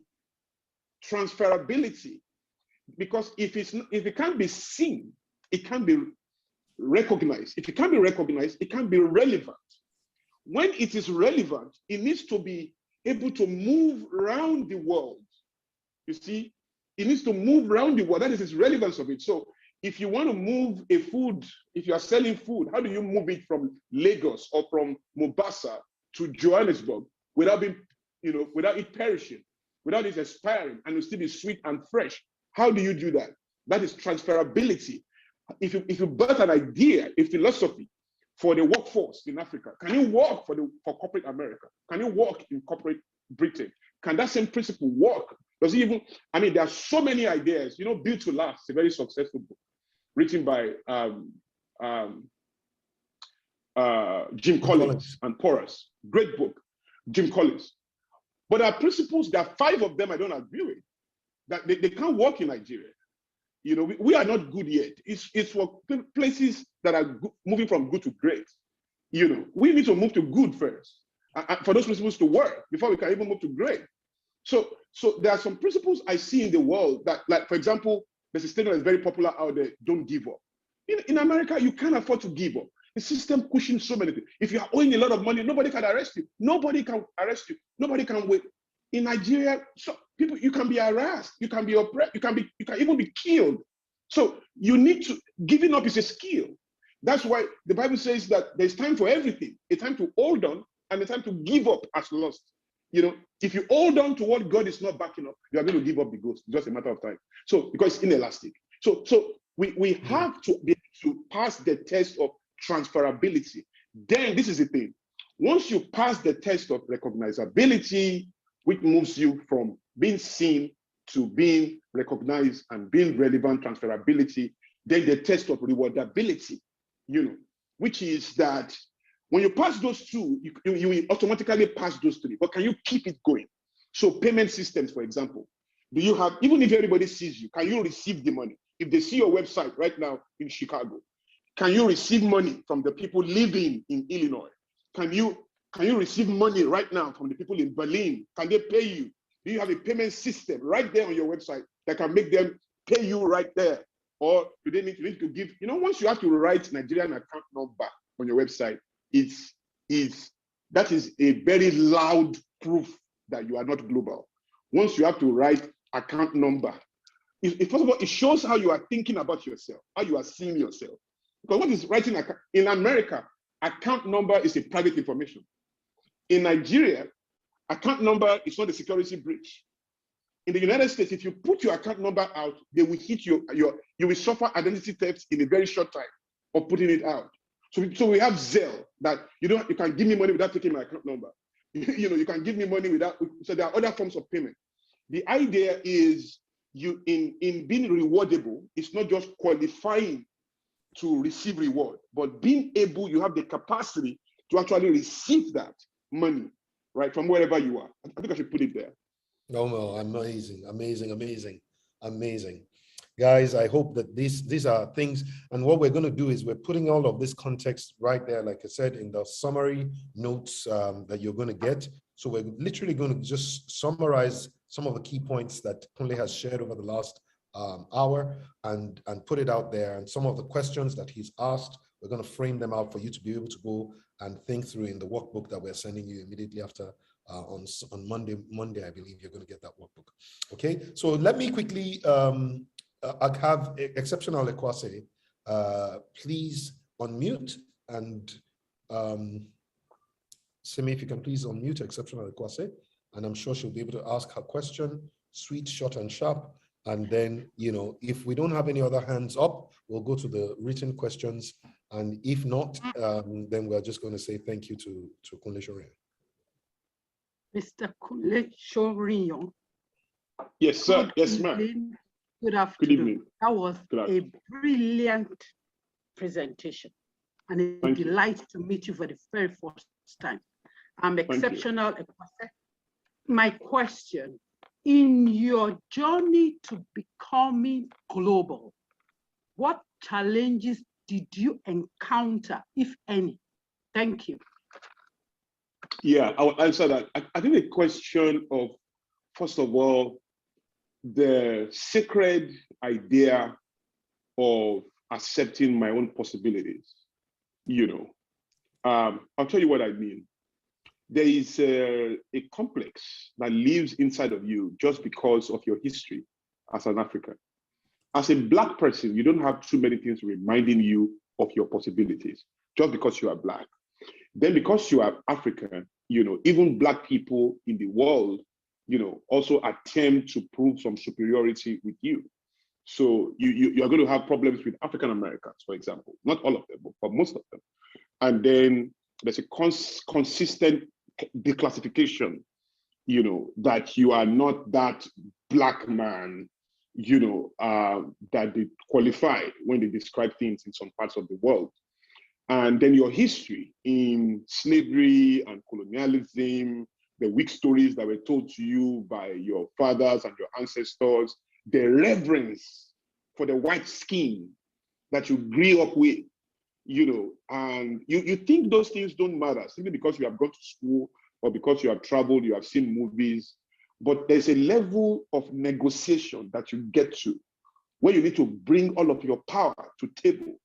And you can be defeated right inside of you not to be able to hold your own on that table. And a part of you just want to agree and not rock the boat. And I must say that I had to rise above that. For example, I get into, say, Uber. And the Uber driver is trying to talk to me. I mean, I'm engaged mentally. I don't even drive. You don't know. I taught steering for the first time in this January, for the first time in over 20 years, this January. Driving is a distraction to me. My mind is always working. The few times I've tried to drive, I almost kill people. I almost, so I don't drive. It's a big distraction. But in America, it's very expensive not to drive, so You have to find a way to work around that. I'm getting around that little by little. But this guy will be talking, and I know that if you change where I was, if I was in Nigeria and I'm in a cab and the chauffeur is trying to talk to me, I'll probably say, excuse me, sir, I'm really trying to do something else. I will quiet him immediately and do what I'm doing. But there's just something in me that doesn't want to offend him. I want to encourage him. Or maybe something in me that was feeling grateful that I'm having conversation consistently with a white person, and you may not believe these things are real, but they are real in there. I was just a bit more accommodating that I would if that person's name was Ukechukwu, or if his name was Ahmed, Ibrahim or Jerry Bewon. I probably would not be as accommodating. But I probably would be even more conscious of my class, of who I was, than to listen to him. If I was in Nigeria, maybe somewhere in my mind, I would know this guy is a chauffeur. He's not at the same level of conversation with me, And then at times, somebody can say, well, at times, the person driving you, the Uber driver, is a medical doctor. He's just using his pastime in America. It's not like in Nigeria. But I don't know that. I don't know who he is. All I know is that the guy is there. He's Uber driver and he's driving me. I don't know his certificate. I don't know where he has school. So I am not responding to him because I'm aware of any other fact about him. So he's just another Uber driver to me. So why will I encourage that? So I began to say, no, that's not right. That's not right. I had to begin to pinch myself. And I would say, sorry, excuse me. I know you really want to talk. I appreciate that. Or maybe you want my 5-star in reviews, and I'll do it regardless. But right now, I'm really trying to concentrate. I'm trying to do, and then so it took me some time, how I walk into a room, how I sit in a room, how I get into a networking session, how I get into, say, Starbucks, and how do I conduct myself. I get into a party, you can just pose and have your life. And at the end of the day, you have nothing. Or you can get into that room and leave that room with the most important card. So I think I had to battle that, and embrace my freedom at a level. And I had to do that intentionally, just to be able to sit in moments as myself, to be able to represent myself in all my power, regardless of who is on that table, regardless of the colors on that table. So I worked very hard emotionally and mentally to become colorblind, such that it doesn't matter who is on the table with me. I can see as I ought, I can think as I ought, I can relate as I ought. Now, that is not to say that the white color is a problem for me. It's not. There's nothing wrong with the white people on the table. It's me and my own complex that was a problem. They will celebrate me if I show up as myself, but can I show up as myself? So I had to rise above that to be me. And in that, I've gained so much capacity and so much strength. And I think that helped me to be able to see a flat world. Can you help us I don't know, even if it's one or two things that you had to do consistently until you were able to, did you speak to yourself? Yes, talking to the mirror? I can do that. What were there exercises you would do in the car on your way there? Yes. Did you have to write down reminders on a tip? What were some of the things that you did to actually overcome this? Because this is a very real challenge that many people are still facing, even though many of them, there are people who have lived in Europe or in the US or across the world. They've lived there 20, 30 years and still feel like they don't belong. Meanwhile, somebody else relocates from Europe to Canada and they feel like, this is ours, Yeah. So I want us to know, what did you have to do? Yes. For me, again, it was critical because, like Fela said at the beginning, I wasn't going to America to go and work or to go and, I just wake up in the morning, open my laptop and start thinking. I was going to relate with the power centers everywhere. So I needed to relate with kings everywhere, Hollywood, wherever. And that was my goal in Washington, anywhere. And I needed to be able to get anywhere, get to my city, know my police chief, meet my mayor, know the council officials, know my senators. Those were the kind of ideas in my mind, just like I lived my life in Nigeria. So I spotted that barrier real quick, and I began to challenge that barrier real quick. Part of what I did is what I recommend every time to people. Oh, wow. If you have the boldness to hear yourself, Sorry, the Bible says, we lost you for a moment just when you were about to tell us what you did.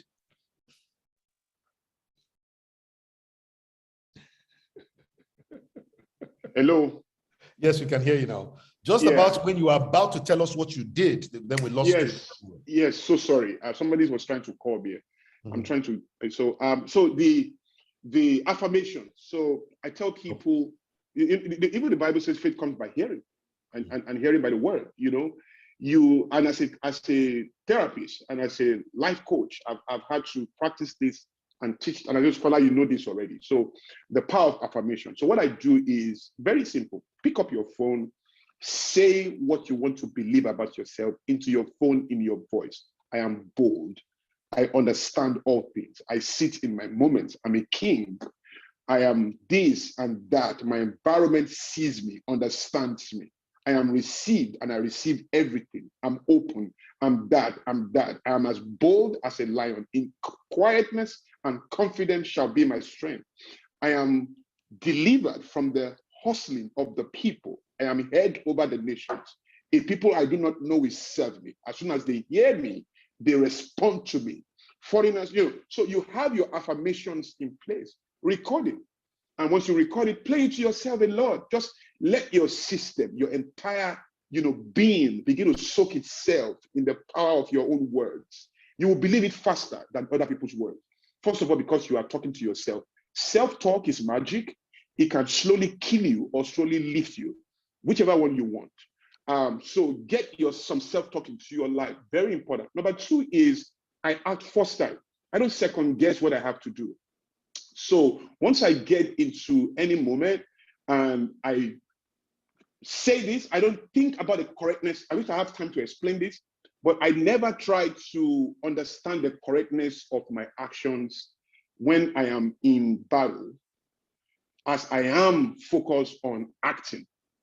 I don't try to make the right decisions as I am about being decisive. So when I get out there, your mind is going to try to lie to you. Don't say this. Nobody's going to listen to you. Don't tell me that. I just get out there and say what I want to say. And I find out that every time I do that, the universe is actually locked as a code in your nature. That's what people don't know. That's why people try to hear the voice of God a lot of times. They make it complex because, how can you struggle? How can it be a big deal to hear your father's voice? It doesn't make sense. There's a simplicity in that people miss, and that a lot has been, coded into your being. That if you have the courage to act on your own, ideas and the thoughts that come to you and being spontaneous about it, it will help a lot. So practice. As I began, I didn't have the big tables overnight, but as I began, the little tables I have, I started acting right and being confident and being bold and taking actions and keep affirming. And before I knew what was happening, all of the fear was gone. For example, I would say things like, I don't have the spirit of timidity. I am fearless in the face of anything. I was saying to myself, and today I fear nothing. And I mean that literally. I fear nothing.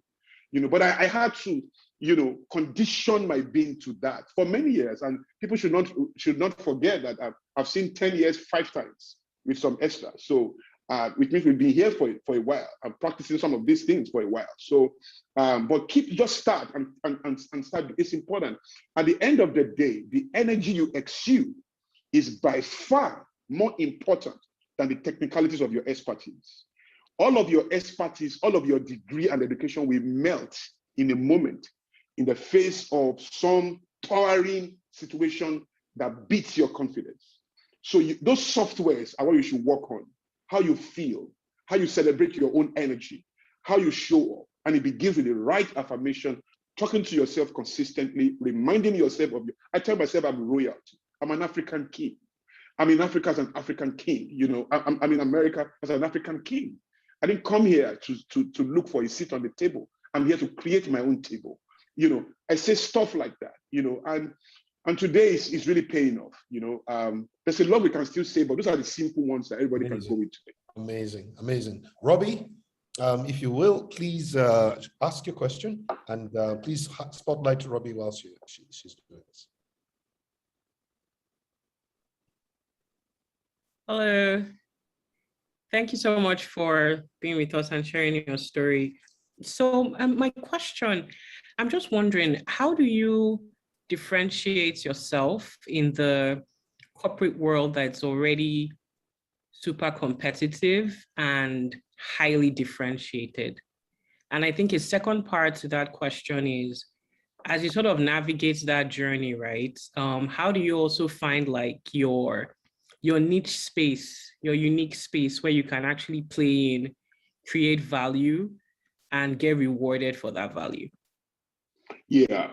So everything, I'm not one of those people that believe that you should force your nature to express itself. It doesn't make sense to me. The fish, if you want to experience the genius of the fish, just put him in water. If you find a lion struggling or emaciated, it must be in the hands of human beings, either in a circus or in a zoo. If the lion is in the jungle, in his prime, he will rule that jungle any day. You can't see a fish in the water complaining that the tilapias are too smart or the sharks are too fast. We need to change our economy. Can we move to the jungle or relocate to the jungle, because the way the octopuses are moving in the last 3 weeks has been very demoralizing. You can't find a fish, complaining about that. A fish just enjoys, there's enough room for everybody in the sea, for every fish in the sea, right?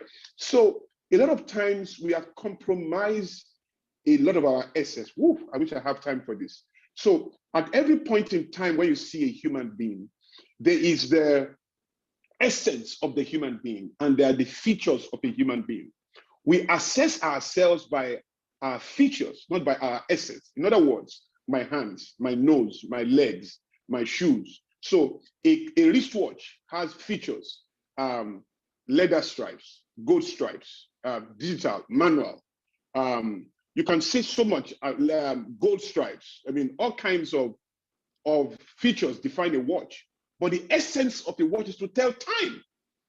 It doesn't matter what the features are. If it can't tell time, it's no longer a watch. It can be a watch, but not a watch. To be a watch, it must tell time. Simple, right?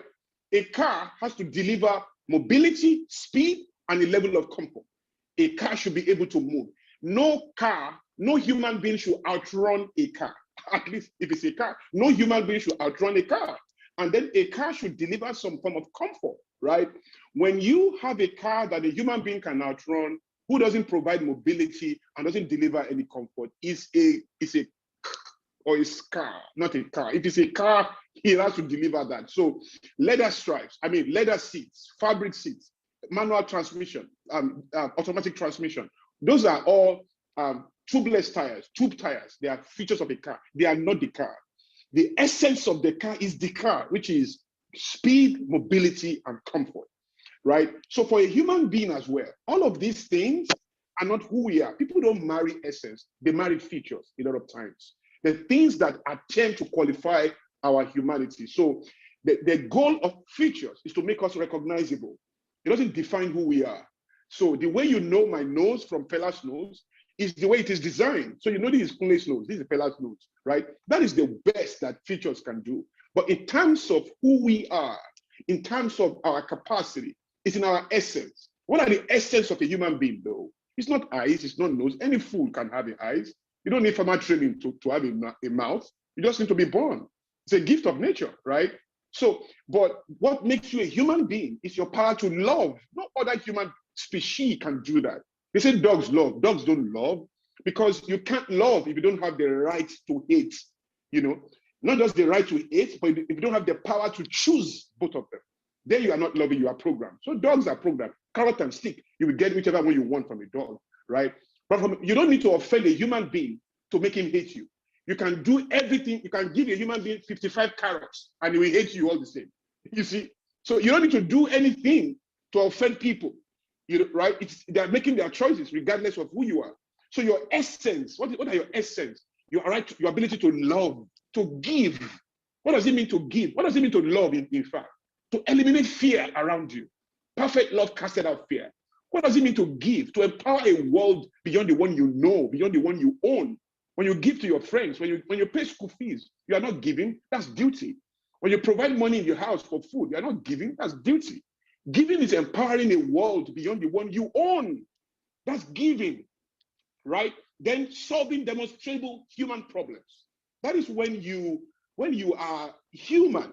So when you can't solve demonstrable human problems, you can't unlock gratitude in society. You can't give, you cannot love. You pass the test of features, you are not a human being. And that is why history did not capture Bin Laden as a human being. It was captured as inhuman. History did not capture Adolf Hitler as a human being. It was captured as inhuman. So when a human being walks into a room and shoots everybody, they say it's inhuman. Though it still passed the test of features, it fails that of essence. So I tell people to focus more on their essence. And when you are busy promoting your essence, your environment gravitates towards you. So I tell people in the workplace, don't try to meet technicalities or, try to be politically correct, try to be this. Just be the best of human being you can be in that room. You will be felt, you will be seen, and you will be rewarded, right? Of course, there is a place of, capacity, bandwidth, which is the ability to communicate your value in a visible way. For example, you have the ability to plan events all your life. You can plan events all your life, but the society don't care about that. Can you represent that ability with a skill, which is project management skills? You can't go and look for an interview and say, oh, I've been planning events since I was 10. Well, so what does that mean? As opposed to bring a project management certification. That tells us exactly who you are and what you can do. So talent is great, but you must transcend the limits of talent and create skill. But skill is also limited. You have to demonstrate competence above skill. So talent says, I have it. Skill says, I can do it. Competence says, I have done it. But even competence is not enough. You have to transcend the limits of competence and demonstrate expertise. And expertise is a track record of competence. So talent says, I have it. Skill says, I can do it. Competence says, I have done it. Expertise says, I've done it again and again, time and again. But being an expert too is not enough. You have to be an authority. And being an authority means that, you can communicate that value across diverse spaces within the limits beyond one industry. So you can teach others also, right? So confident talent says, I can do it. Skill says, I have done it. Competence says, I've done it time and again. Expertise says, I've done it repeatedly, across diverse spaces. Authority says, I can not just do it, I can teach it and make others do it.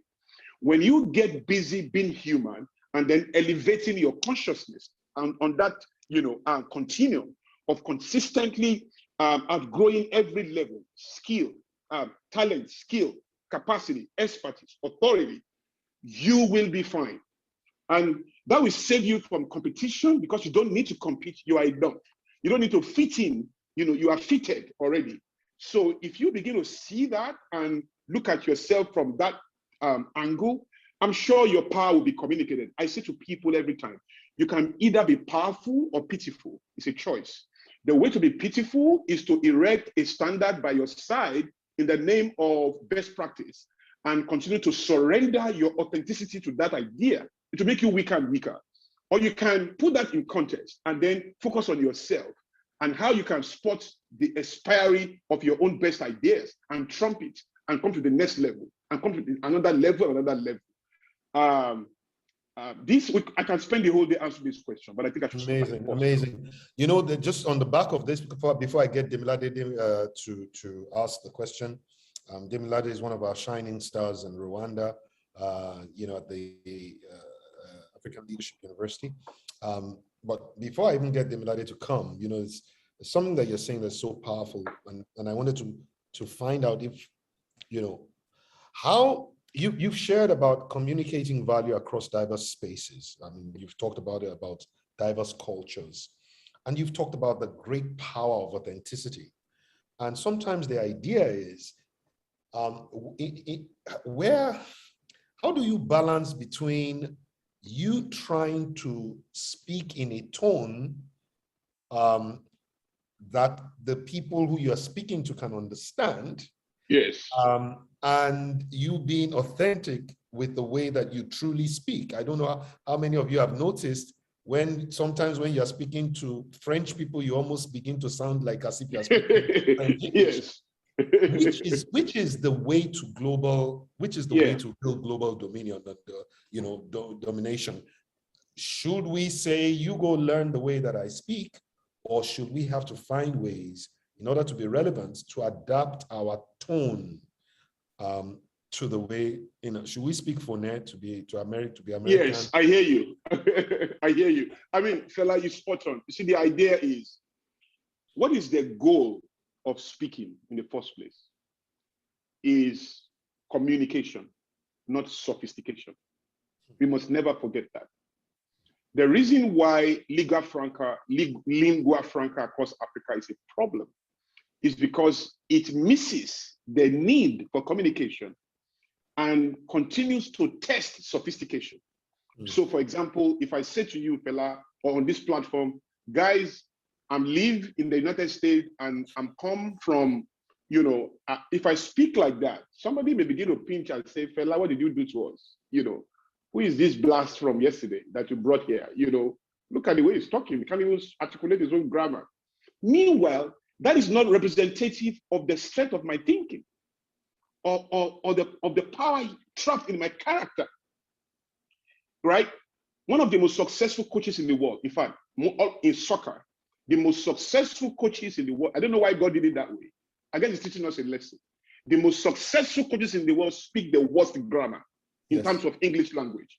Whether it's Jose Mourinho, or it's Pep Guardiola, or it's Klopp, these guys speak the most terrible English, but they are the most successful. They have the most successful teams. And Ancelotti and all these guys. The idea is we have to learn to see someone in their essence and in their weight, in their meaning, than in the technicality of representation, otherwise called language. So, but in other parts of the world, they understand that, right? They don't judge you by your ability to speak their language perfectly. Rather, you are judged by your inability to communicate your power, in whatever form that you choose to. So, for example, I say to people, a Chinese professor speaks worse English language than a local villager in Benin, in Nigeria, right? But the Chinese professor has made his own shoes, has built his own cars. He has built his own machines and equipment, and the whole world is buying it. And the guy in the village in Nigeria, with his best grammar, is just busy consuming all of that is available in the name of westernization or urbanization, right? So it comes down to who we are. For me, I believe that I'm never going to speak phonetically. I'm never going to speak like an American, never. But there are some things I've noticed as the edge of communication. For example, in Yoruba, in the western part of Nigeria, you will say stuff like gbagbo, gbagbo. Now, there's no European that can say gba. You will say ba. You will say babo. Now, he has lost us. No matter how hard he tries, he has lost us. He has to find another way to say that gbagbo, right? In the same way, if you say water to an American, water, he's struggling to hear. You won't believe it. But if you say water, it gets you. So as I find myself in that space, while I'm not trying to be an American and to speak American, I continue to understand those tones, nuances that make it easy for them to pretty much find my tone and identify real quick. So I can say water. I can say, but there are some things I'm not going to say. I'm not trying to become more American. So in the same way that there is an American spec to a Japanese car, it's just as simple as that. There has to be a spec to an African brand. There's an American spec that you invent for that environment. It's really not an invention, but an alignment so that you can be understood, right? For example, I will be honest. I took, and I encourage people to take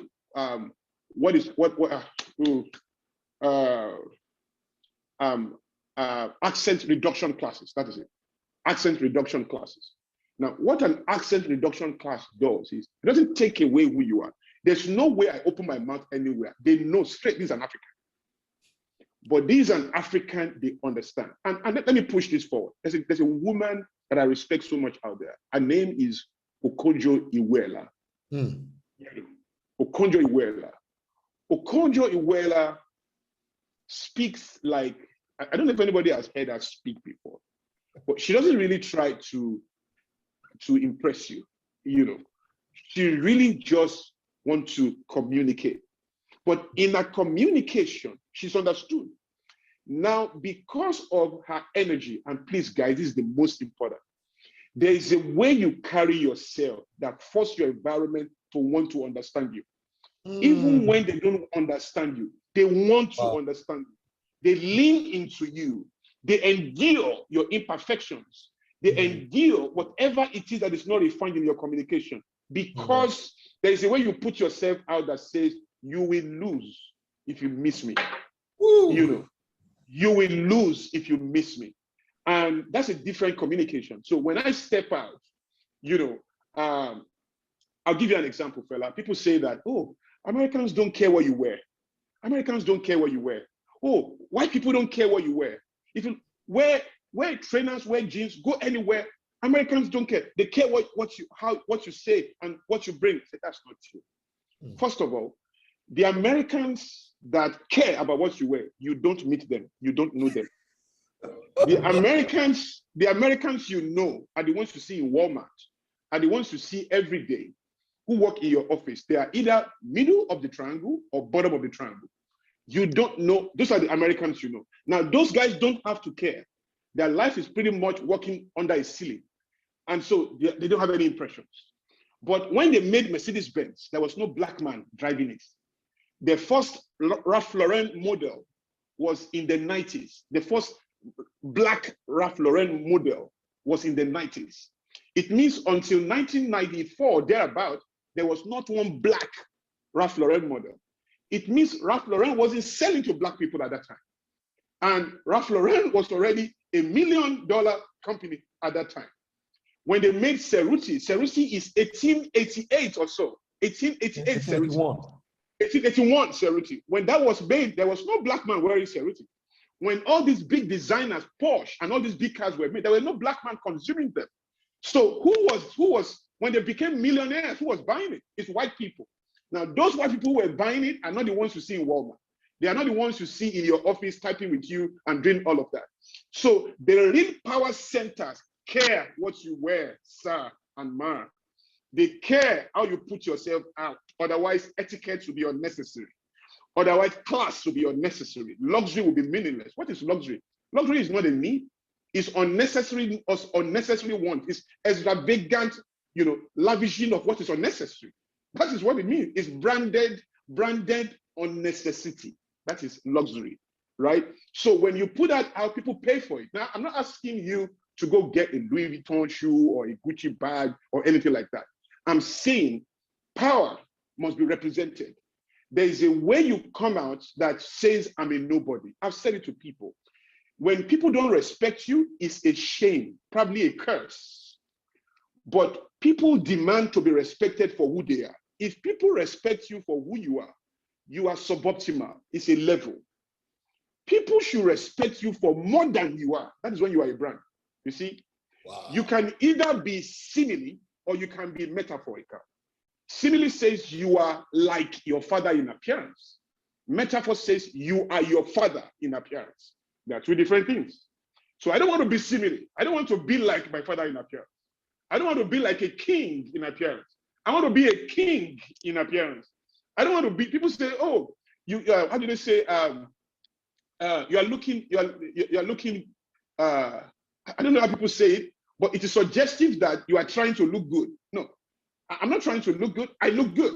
So you don't want to communicate what you are like. There's a sense in which you keep finding models that unless they can find a template or a model, they can't represent who you are. Nobody should say you are as if your father in appearance. People should say you are not like a king in appearance. People should not say you look like $1 million. You are $1 million. People should not let you look like you are great. You should be great. So how do you put yourself out? And I say to people, and this is not my opinion, Fela knows this very well, and anyone in our business knows this very well. 80% of your communication is non-verbal. Only 20% is verbal. So people are hearing what you mean that you are not saying, and what you say that you don't mean. They're hearing both clearly. Now, people say more of what they mean more than in fact, people rarely say what they say, but people communicate what they mean, and most of it is non-verbal. Now, how do you enter a room that without a statement, people just know that we need to have this guy in our courts? This guy, just everything, just the energy just says, don't lose me, don't lose me, I'm valued, don't lose me. I think Okojo is somebody that should be studied, because in my own science, I see her, how she demonstrates that so easily. Obama had that magic as well. I also think that if you're an underdog, you need to find another way to communicate your value beyond what you say, because what you say is expected. What people feel about you, even without saying a word, is more powerful about you. And I think that is critical. So you are right. I'm not going to ask anybody to become American in communicating their meaning, but you should communicate enough that people can hear you. But more than hear you, people want to hear you. I am bigger on people wanting to hear, just like leadership, Bella. There's a way you can make people follow you, but there's a way you can also make people want to follow you. They are two different things, Wow. So you want to make people want to hear you. People want to sit with you. Just because you enter the room and the whole room says somebody is here, it needs your attention, and it's for your own good that you don't miss it. That is powerful. And that must be curated and intentional. Amazing. I think we're just going to have one more question, Kunle, and we'll be done, PK. Before leading into that question, just one of the things I wanted to throw out is, what you've shared that is so powerful is about this whole idea between phonetics and power, that in a way, the power comes from the essence of your being and the essence of your message. And that's where you draw your confidence as opposed to the phonetic. Try and adapt yourself with the intention of being heard, but not with the intention of blending in. Because a lot of times that whole phonetic is about, Mahatma Gandhi never sounded British. No, at all. Okay, Nelson Mandela never sounded British or American. At all. And the world heard all of them because they spoke from the position of power. And so I loved that analogy. Did they try to be understood? Absolutely. But they spoke from a position. So two things I wanted to drop. I just don't know whether anybody needs to take this down. It occurred to me listening to you that confidence is power with humility. Yes, sir. I'm just saying, listening to you, that was what came to me. I agree. That confidence is when you are speaking from the position of power, yet you have the humility to carry that, to know, yes, this, like you say, I've been enlightened to enlighten. I've been blessed to be a blessing. And that itself is humility. Okay. Yes. The second thing that I then took on the other side was to say, arrogance is power with pride. Where you are sensing that you think you are better than anybody else because you have power. Because of the power of your ideas, you think you are better. With confidence, the power that you carry is to serve. And that's where the humility is. I am here to serve you with the best of my thoughts, the best of my ideas. And the intention of serving others is what releases humility to your power, that causes it to come out as confidence as opposed to arrogance. Correct. As opposed to when you are here to impress, where you carry the power to impress. So I just thought that might be something. I mean, I'm listening to you. And I'm saying, when you hear me say that, one of the things I heard you say, that's how I'm drawing down. In 10 years, I'm going to quote Soriyan and say, confidence is power with humility, because that's how I heard you. I hear you. And arrogance is power with pride. So Dimlade, would you please share your question with PK? I thought that was awesome. I thought that was really good. Okay. Yes, sir. Thank you so much, FD, and thank you so much, sir, Kunle Soriyan, for the session so far. Something that you said that interested me was really this idea of idea shepherds. And when you mentioned it, you talked about it as though there are few people that actually do that. And I think what you're saying and what I'm hearing is that it's not that it's reserved for a few people, but only few people respond to that. Correct. And what I want to hear from you, because I see that this drives your life, this drives a lot of how you're speaking and what you're doing. When did you make that transition into that space, and how did you make that transition? And I guess what sacrifices, what things did you have to cut off? Because you talked about things to stop when you were telling us about the session at the beginning. So when and how did you make that transition into your own space of being an idea shepherd at this level that you are? And then what are the things that you had to cut off or to stop or sacrifice, so to speak?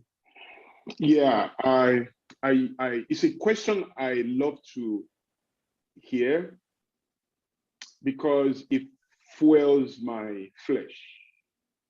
You know, if there are a million ways I can answer this question in a way that, gets me all the credit, but each of them will have been a lie, because I'll be honest with you, and I'm not trying to pull any other faith down or to pull any religion down. I have friends, deep partners in different faiths in the world. But the truth is, I don't know if you know my story, but I was a very, very confident fool. There's such thing as confident ignorance, where you know nothing, but you are not aware. So you carry your nothingness with class. I don't know if you've related with at that level before, but you are such a proud fool, a very confident, ignorant entity, but you are not aware of the texture or the temperature of that ignorance. So you just carry that ignorance with a lot of swag, you are just nothing. So that was who I was many years ago. And I don't know if you know that I spent 12 years in a university studying a 4-year course. 12 years. 12 years. At the end of 12 years, you should have a bachelor's degree, a master's degree, 2 master's degrees, and a PhD. At the end of 12 years, anyone should have at least a bachelor's degree, 2 master's degree, and a PhD. Well, at the end of my own 12 years, I had a bachelor's degree and it was a 3rd class, which was a miracle, by the way. But if that doesn't show anything, it shows I wasn't very smart, right? At the end of my 1st year, I had 15 carryovers. That means I had 15 courses failed that I must pass before I graduate. When I got to final year, which was not final year, obviously, I had 52 courses I'm still yet to pass. We call it carryover way back in my school then. 52. So I wasn't going anywhere. I wasn't in final year, obviously. I was just marking numbers, you see? And I spent a lot of time on the left. And you know what's on the left? That's where everything is. Boys, girls, violence, gangs. I had everything. I've tasted everything from chewing gum to cocaine, right? My life was really silly on the left. It took me some time to begin to realize that I needed more. But more in a sea of ignorance pushed me more in the left side of life, looking for more. So what really happened to me, my friend, was that I got born again. And I know that's not the best response. People want me to say that I read one book or I came to one watershed moment and in my mind I figured it out. No, this wasn't my story. If I spent this much time speaking to you some years ago, I would have tortured you. I'm sure you'll have killed me or something. Now I speak for 20 hours and people want more. With all humility, I've spoken for 10 hours nonstop and people are still like, I go to a church on Sunday where nobody dares keep these people in church for more than 2 hours or so. They are begging. I'm talking for 3 hours, 2 hours, and people are still listening, right? With energy. And at times I say, is this the same brain that couldn't pass anything some years ago? It's a touch of miracle, I have to tell you. I was born with a size of it because I passed my my entrance exam into high school at the age of 9. At the age of 9, I was in high school already, what some people call secondary school in some parts of the world, but I was in high school already at the age of 9. At the age of 14, I was done with high school, So I had some measure of intelligence, right? But intelligence is not wisdom, because intelligence can rob a bank. Only wisdom can build it, right? There's no bad thing resident in wisdom, but intelligence can destroy. You have to be very intelligent to be a successful killer, or to be a successful assassin, or to be a successful criminal. It takes a lot of intelligence to rob a bank successfully, right? A lot of scenario planning, project management are all involved in running a world war like Adolf Hitler. So to be a Bin Laden and pull down 9/11, you must be extremely curious, massively intelligent, amazing scenario planner. All the skills are there. If you have a goal-setting ability, your goal could be to rob a bank or to sleep with my wife. I mean, who knows? So wisdom can only multiply good, but intelligence can destroy. So I had intelligence that was destroying my life. But one day in my bedroom, a higher force visited me. At that point, I was at my wit end. I needed peace by any means necessary. And I prayed a simple prayer: God, if you're alive, reach me now. I'm done. At that point, I kind of started to kill myself. I'm done. And then what happened to me was Jesus showed up and gave me a peace I still know till today. And if I have my way, if maybe anybody could have shown up, if some other God, maybe Buddha or Krishna or Muhammad or some other God has showed up and offered me that peace, I'll be loyal to that today. But it was Jesus that showed up, and that's how I became a Christian. And the way I describe it is that from that point on, I went mad. I've not recovered from that madness. It has continued to expand till today, right?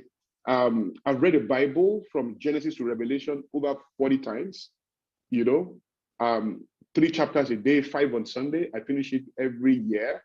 6 chapters a day, 10 on Sunday. I finish it every 6 months. 3 chapters a day, 20 on Sunday. I finish it every 3 months. So I finished it recklessly over 40 times. I've read books. I continue to read magazines, literatures, authors across the globe.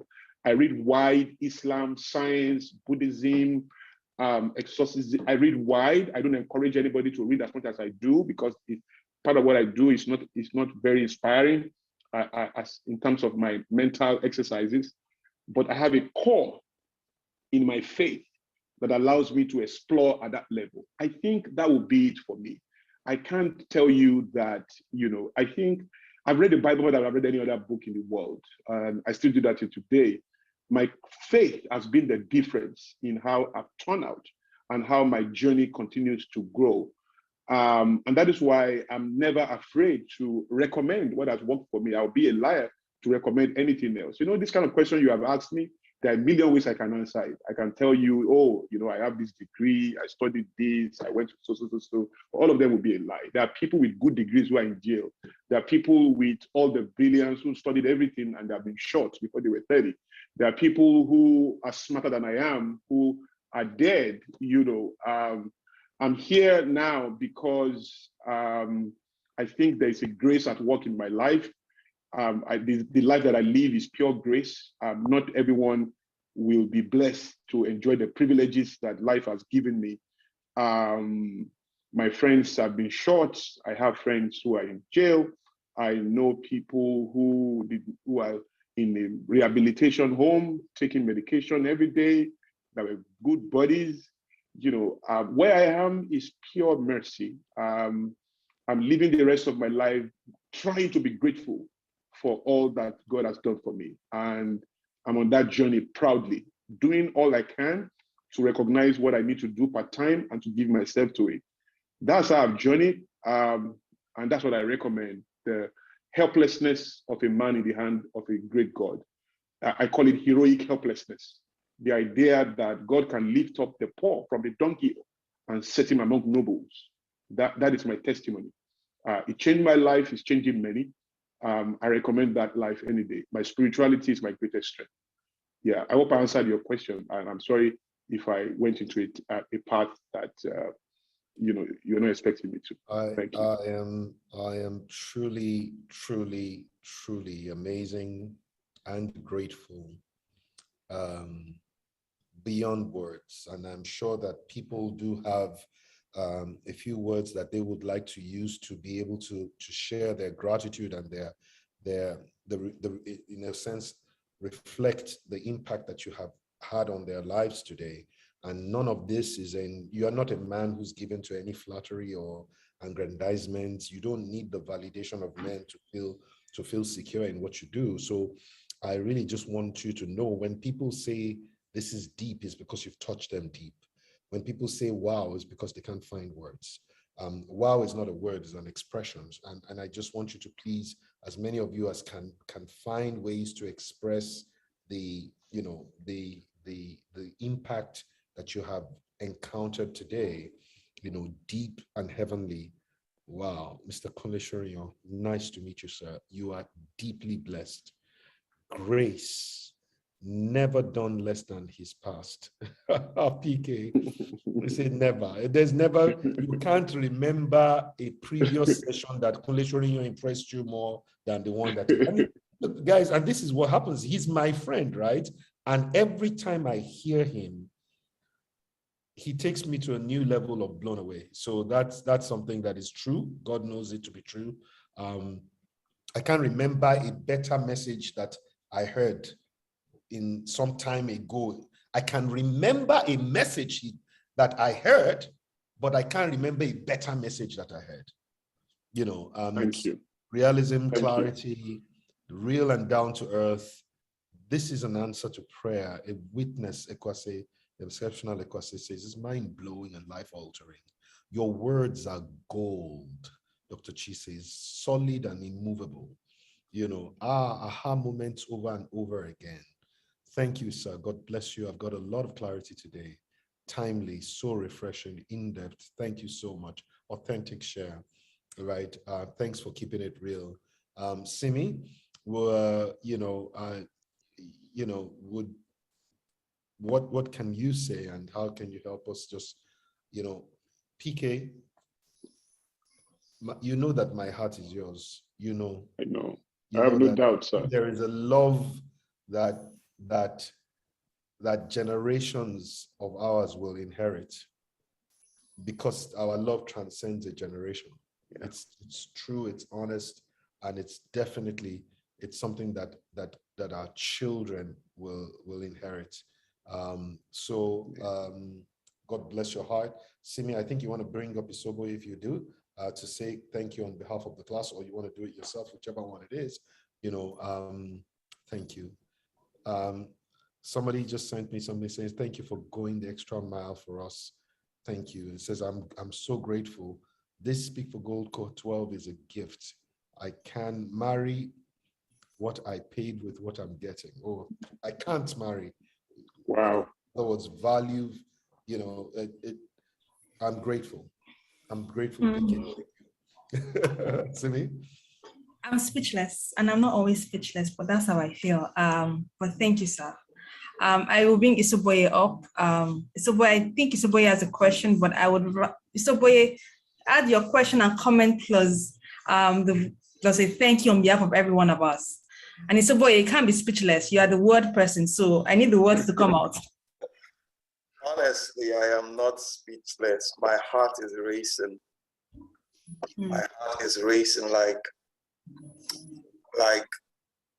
Louis Hamilton, stepping on that pedal and just speeding away. I've heard Mr. Soriyan a couple of times, but honestly, I've not heard him at this level. I've not heard him at this level, and I'm so, so grateful. Now, when you see somebody on the stage telling you or speaking and giving out all those good juices, you seem not to know what is underneath. He just told us the other end, which is pretty humbling. This particular cohort, we have seen up and down, if you understand what I mean by that. We've heard speakers who come with so much, top-notch stories about their growth and all that. And we've also come to hear those who actually God broke them down and built them all up, giving us hope that where we are is the right place. I want to say a very big thank you, sincerely speaking, a very big thank you. I have not heard words like this before. FD, thank you for bringing Mr. Soriyan. Thank you for Speak for Gold 12. Like I said in the comment, I think we need to Speak for Gold 12 plus.